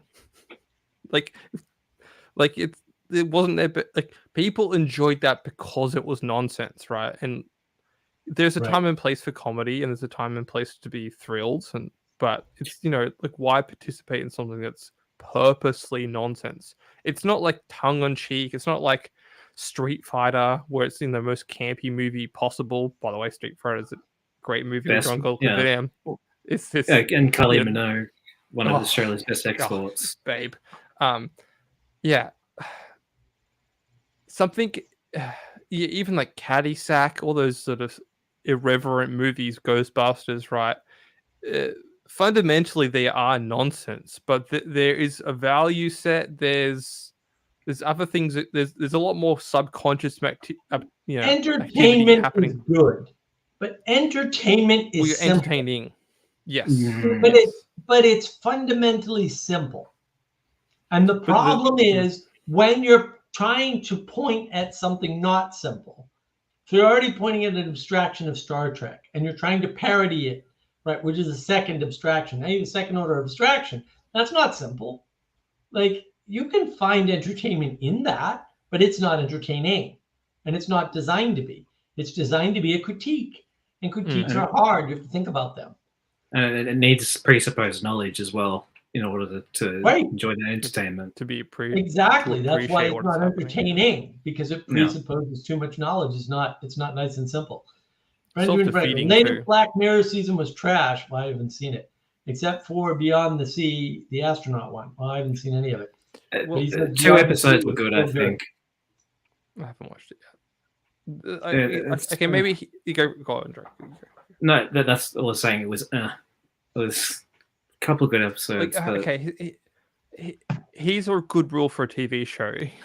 And I can't believe it's very basic, guys. It's been around for almost forever. It's called jumping the shark, right? Yes. A TV show can only last for so long, right? And you kind of know it's like this is the best it's ever gonna get, right? The Walking Dead, when Rick kills his best friend, right? Because his best friend got bitten by a zombie, right? That was the end of that show. It became something different after that. It jumped the shark because the show originally was about this like brotherhood and like the drama of who was around, who was in a coma, what's the world become, what's become of us. As soon as that relationship is severed, jumps the shark, it becomes a completely different show. And then it did it again, and then it's doing it again. It's going to keep doing that. Well, people are kind of addicted to this jumping the shark tendency now. Well, that's where it came from. Like, jumping the shark comes from Happy Days. Happy Days has a certain set of values that it is embodying. Yeah. Those values get destroyed in the episode where Fonzie literally jumps a shark on a motorcycle. It is the purest example of jumping the shark because the wholesomeness of the show, the message of the show, the values of the show were intact until that episode. And then it became about something greater than the simple values that it was showing. It became a complex show unnecessarily for no reason, right? And look, there's some other counterexamples. Like you can look at something like How I Met Your Mother. Then if you haven't seen How I Met Your Mother is genius. It is so funny and it is so good and it is so topical. Like if you didn't live through that time, I can see where you were wicked confused. I love that show so much that one of my friends bought me the Bible, the Bro Bible, or whatever the hell it's called. Matt Coon's, it's freaking hysterical, by the way. But do you see in that show how, in some ways, the first season is the best, and it never gets that good again. But in other ways, some of the subsequent episodes are better than any of the first season episodes. Yeah. But the first season is still the best season. And there's another show like that. There's a bunch of other shows like that. But one show one show that's like that too, where you have this perfect embodiment because it was designed for one season. Is Burn Notice. Burn Notice is a fantastic show, and in some Yeah. ways, the first season is the best, and it never gets any better. And in other ways, there are some really great episodes in subsequent seasons that are like not missing. And I didn't. In both cases, I never saw the end seasons of those shows. Yeah, Because it's not clear where they Burn jumped Notice. the ball. Burn Notice, like, saw maybe first 4 or 5 seasons, and the plot devices and like the arcs can get really good, but you've got to be like a fan who's watching over time. But the first season, like, it encapsulates all the characters and their quirks like perfectly. His friend, was it Sam? I think, who's played by Sam Axe. Campbell. Bruce great. Campbell. Yeah, Bruce plays this Campbell's awesome. older womanizing ex-Navy SEAL, and just carries around a revolver with him and helps the guy out on his missions. And then you meet the ex-girlfriend who was like in the IRA or something like that. Fiona, yeah, she's the next. Yeah, and it's perfect pairing, and like you get the plot. It's not summarized up at the end, but I think and the whole thing is stupid, and it's all fourth wall breaking, right? He's telling you how the spy business works.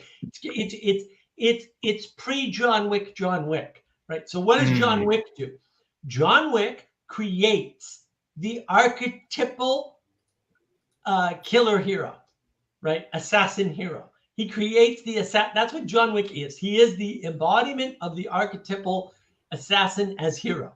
And Burn Notice is the same thing, right? It's a revival of the spy thriller, except it's a in some ways it could be considered a critique, but it's not actually. It's not a critique at all, but it could be considered a critique. You can see where the confusion comes in.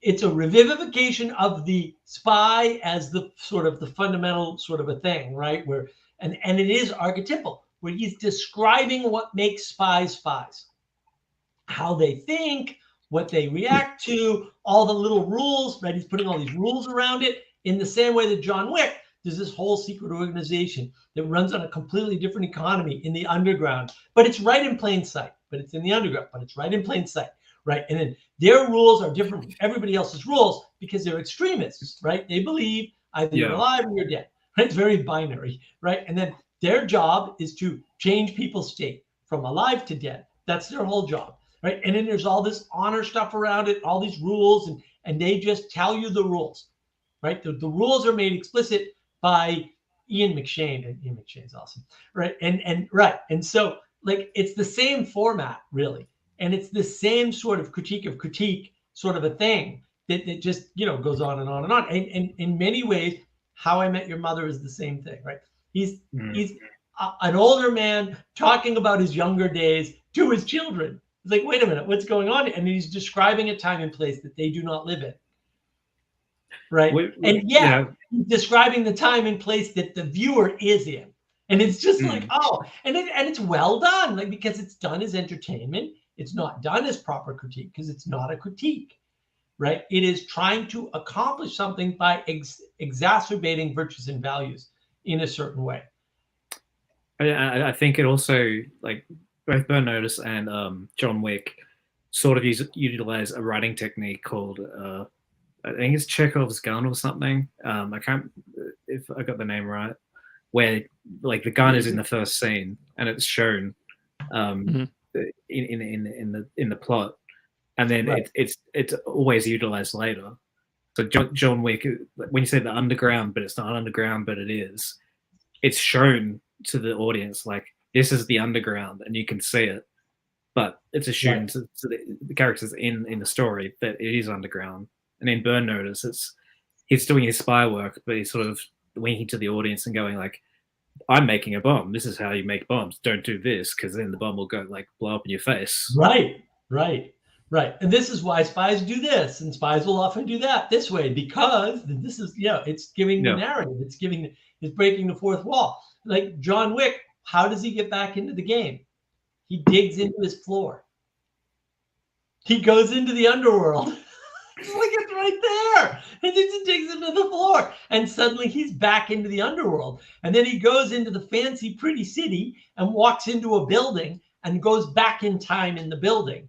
And now there's all these rules. And those rules are different from all the rules that were in existence before he walked through those doors.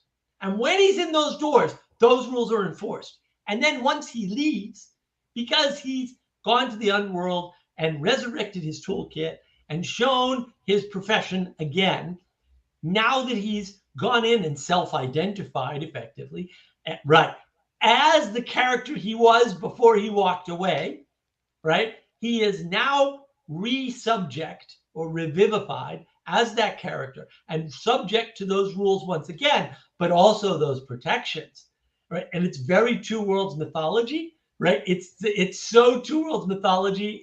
It's so obviously Two Worlds mythology. It just cracks me up when John Vervaeke says, "We can no longer live in a two."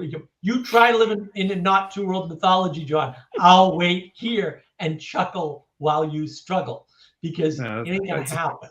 It'll be a Two Worlds Muppetology that he wants to live in. Two Worlds Muppetology. Yes. Well, you can never get the presence of the past, right? Is just, I don't know. How do you escape it? You can't. Like you Right. always cast a shadow. That's well, and what's a proper way to do this? So if you don't know, and you probably don't, because I engaged, especially when I was younger, with a lot of stuff across a lot of decades.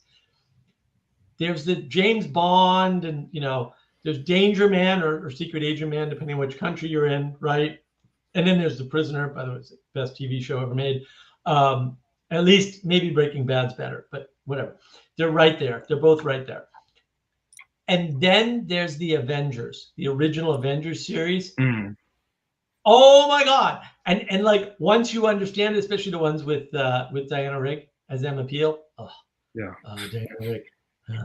Yeah, it's fantastic. But there's a reason why it's fantastic, and there's Mission Impossible, the original series, right? Like all this stuff, right? And Get Smart, and the original Avengers, right? There's original, that's the 60s, I think, the original 60s, Avengers. Yeah. That's very funny. Now, if you watch the original Avengers, and you only really need to watch a few episodes, but if you actually watch it and you understand it, then you can go watch The Spy Who Shagged Me, right? The Mike Myers, right? And that movie is so much funnier than unless you've seen the Avengers. You have no idea how funny I was in the theater watching that with my girlfriend at the time. And the movie was announced like a year before it came out. And I was like, "Oh, no, honey, you need to see this before you will understand." Because I knew right away when he did it, I'm like, "Oh, he's referencing the Avengers. How is he?" Because the mystery is, how are you going to do that? Because the Avengers is a parody. It's already a parody of all these other things, of Mission Impossible, of James Bond, of The Saint. If you haven't seen The Saint, by the way, with Roger Moore, oh my God, I love The Saint. It's Not on Val Kilmer. It's on no, the original series is Roger Moore. That's why he wasn't James Bond at first. It's on Samsung TV. If you have a Samsung phone, you have Samsung TV for free. They've got The Saint, at least a couple of seasons. The Saint is excellent. It's so cool. Anyway, right. It's a parody of all these things. It's a parody, right? And Secret Agent Man or Danger Man, right? It's a parody of these things. So it's like, how are you going to make fun of something that was already making fun of itself? And yet, Mike Myers, being the absolute master that he is, we're in the theater, because I showed her a bunch of Avengers episodes. We're in the theater laughing our ever-living bones off. We are just all through the thing, because we get all the jokes. Everyone else is laughing every once in a while. And we're like, no, this movie is at least 10 times funnier than you realize. Because they were older, or many of them didn't know British TV, even if they were old enough to have seen, we'll say, the reruns on PBS or whatever. So they didn't know. It was great, though. It's absolutely great. I think there's also another thing like that they pointed directly in the movie, because they pointed at the movie in like Flynn, which I think is Oh, another parody. And he goes, "Oh, in like Flint, I love this movie," and it's a guy in the exact yes, same velour tracksuit doing like a dive roll, and he's yes, just going like, "Oh, this is great." that's correct. That So well, yeah, and so that can be done, right? Where you're actually layering. You're taking something that's poking fun of itself, and then you're able to make fun of that in a way that is really funny, Mm. right? The do we want to? follow-on films are terrible, by the way, but yeah. So I could push this further into maybe a less optimistic note. So Peter Sellers did a James Bond movie, right? So if this, yes, it's called. I'll get it up. And the thing is, when people think of James Bond as the women, that's the Pink Panther. womanizer. Right? Peter Sellers, the Pink Panther guy. No. He also did a James Bond movie that features Woody Allen in it at a point. Of Woody Allen's one of the bad guys in it. Yes, What? yes. This Woody is a Allen psyop. is a bad guy and always This is a psyop, right? This is Yeah, directly he a psyop. He's just embodying his true nature. Well, yeah, Peter. Dude, The Pink Panther is a whole other thing. The Pink Panther is what you're talking about. I saw This a James Bond video movie. at the Billy Graham Library in Charlotte, North Carolina, right outside the airport, by the way, flying to Charlotte. I saw a video of Billy Graham talking to Woody Allen on Woody Allen's TV show back in the 50s or 60s or whatever the hell it was. Holy crap, man. Knowing what I know now, you watch him on that and you're like, oh, yeah, you can see it. Like, you can totally see all his badness. It's right there on the TV. Oh, yeah. Dude, I practically fell over. Because I didn't know anything about it. I knew nothing about. I didn't even know he had a TV show. I had no idea. And it was an interview show in New York. And I saw the interview. And this is obviously it's way before his movie career. Yeah. Right? It's way before all that. And I saw the question that he asked and the way that he asked it to Billy Graham and the way Billy Graham answered it. And I was just like blown away. I'm like, you can just feel the Satan emanating from this guy. And I'm like, wow. I had no idea it was that obvious that early on. But it's called right there. It's Casino Royale. It's 1967. We're right in the middle of the big psyop. Okay. See my non-existent for more. But so when people associate James Bond, they don't associate James Bond to the book at that point from that movie, or they don't even associate James Bond to the Sean Connery movies. They start associating James Bond to this Peter Sellers movie. In this Peter Sellers movie, we have outrageous gadgets, we have the womanizing in full force, and we have the breaking of like realism spycraft into this sort of fictional fantasy narrative going on. From that point onwards, you start to see the James Bond movies becoming like the parody of itself. And that's where you get to the ridiculous Roger Moore days. Roger Moore? Yeah. Right, where the books are no longer even like important to the identity of James Bond. The identity of the James Bond character is now pointing to the parody, the parasitic parody of James Bond in Casino Royale, which is where it's, so the thing starts to become its own sort of conspiracy in that sense. It starts to cover itself up in its true identity. Because if you go back, which is one of the things I'm doing in the room, as I'm reading on the James Bond novels, guys, I can't tell you how differently and how more definitive and how much the contrast is stark from the reality of those films and how they've shifted over time and what that means in terms of cultural significance. So have you seen PBK talk to Dr. Jim about this? Where Dr. Jim's like, well, James Bond is non-generative, right? Because he doesn't get married, and that's really addressed in the books. That's like it's like book 2. It's all these things are nonsense. People referring to the parasitic parody of the thing rather than the thing itself. In the books, is he married? Does he have? No, the implication is if you are in the Secret Service, you can't get married because you can't be trusted. Right. Even the secretaries, right? They can only have relationships with people in the inner circle, like long-lasting relationships. Right. They're otherwise forced you can't be into trusted. A parasitic relationship. Mm-hmm. It's a trap. Right. Because, well, you can have and furthermore, the relationships in the books that Bond has aren't propositional or explicit, or they're not exploitative. They happen to be a part of the narrative of that story, but he's not exploiting the females in the books, as far as I see them so far, for like their own devices. They happen to be persons involved in the story. They're not there to like be exploited for greater. No, it's not transactional. That's the word I'm looking for.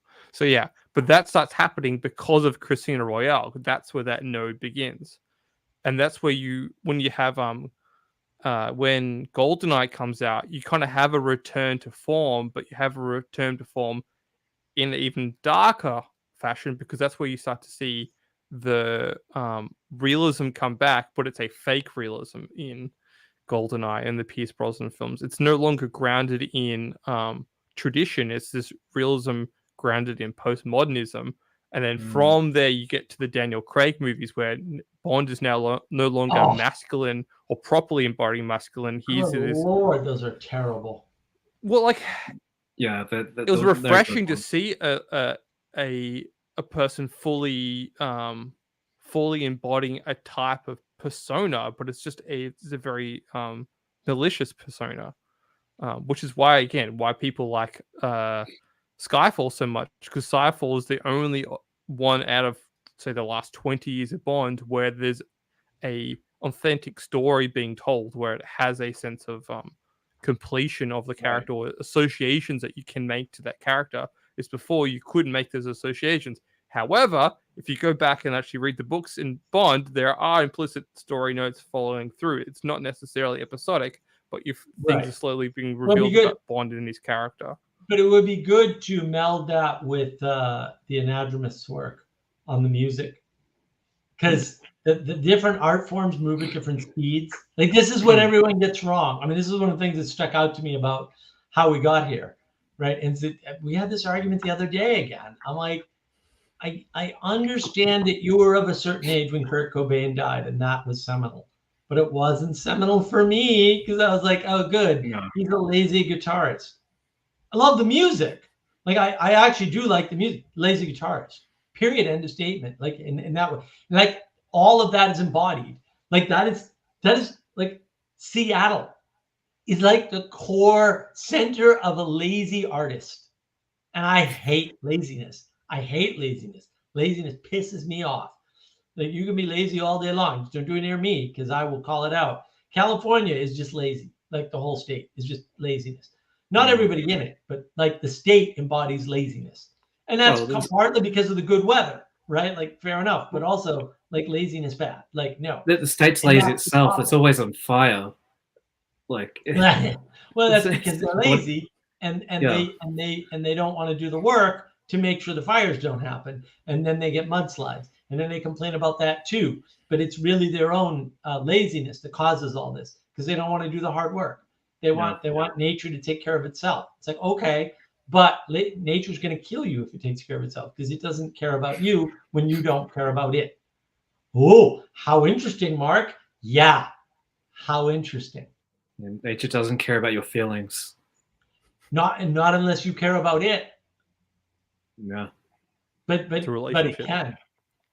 Right. Well, and so look, what do we think our topic is next week? Do we have any thoughts on next week's topic? What did we say? What did we agree on? I don't think we agreed on anything, because I don't have anything here. Oh, no, I don't have anything. I did put forth worship. Pragmatism. Yeah, I did put forth more higher abstractions that have bigger implications. Like, we could talk about pragmatism. We could talk about, what else is in my notes? Man, these notes are ridiculous. I got to rearrange them. We could talk about postmodernism. We could talk about miracles. Potential. Yeah, miracles. That's it. Miracles and potential. Sounds good. Miracles it is. It helps us continue on this series of what I've been calling the great train of being, right? Because once you have values, you're able Yeah. to see that miracles do manifest themselves in the world, right? Right. So, Yeah. No, I agree. We can do potential and miracles, and those are related in important ways. Right. In the same way, I managed to smash together values and relationship. Thank you, Jesse. Right. It's like, oh yeah, we can do that. That's possible. Yeah, I think that's super important. So yeah, why don't we, tentatively, I don't know what the topic will be exactly. But oh, thanks, Andre. I will. we can also do consequences as well. Yeah, I mean, I think that we'll figure out a better title, but yeah, roughly the topic will be around miracles and potential. I think that's a reasonable way to do it. So, Final all right, thoughts? everybody. On that note, we're gonna sign off, and thank you very much for joining. We're looking for more participants next time, but understand if you can't or don't want to be on camera or whatever, fair enough. Always welcome comments, likes, all that stuff. Trying to get the channel boosted up. Andre's hard at work on the website. Jesse's completed, I think, all the work for the podcast. So we're Phase gonna one. podcastize everything. And we appreciate your engagement to whatever extent. We're happy to engage further, and we look forward to future engagement. Tell your friends, tell your family, force people at gunpoint, whatever it takes. Thank you very much. Have a lovely We evening. value you. We You are value valuable. you, Thank you. and we value in you in embodying values with us. Mhm.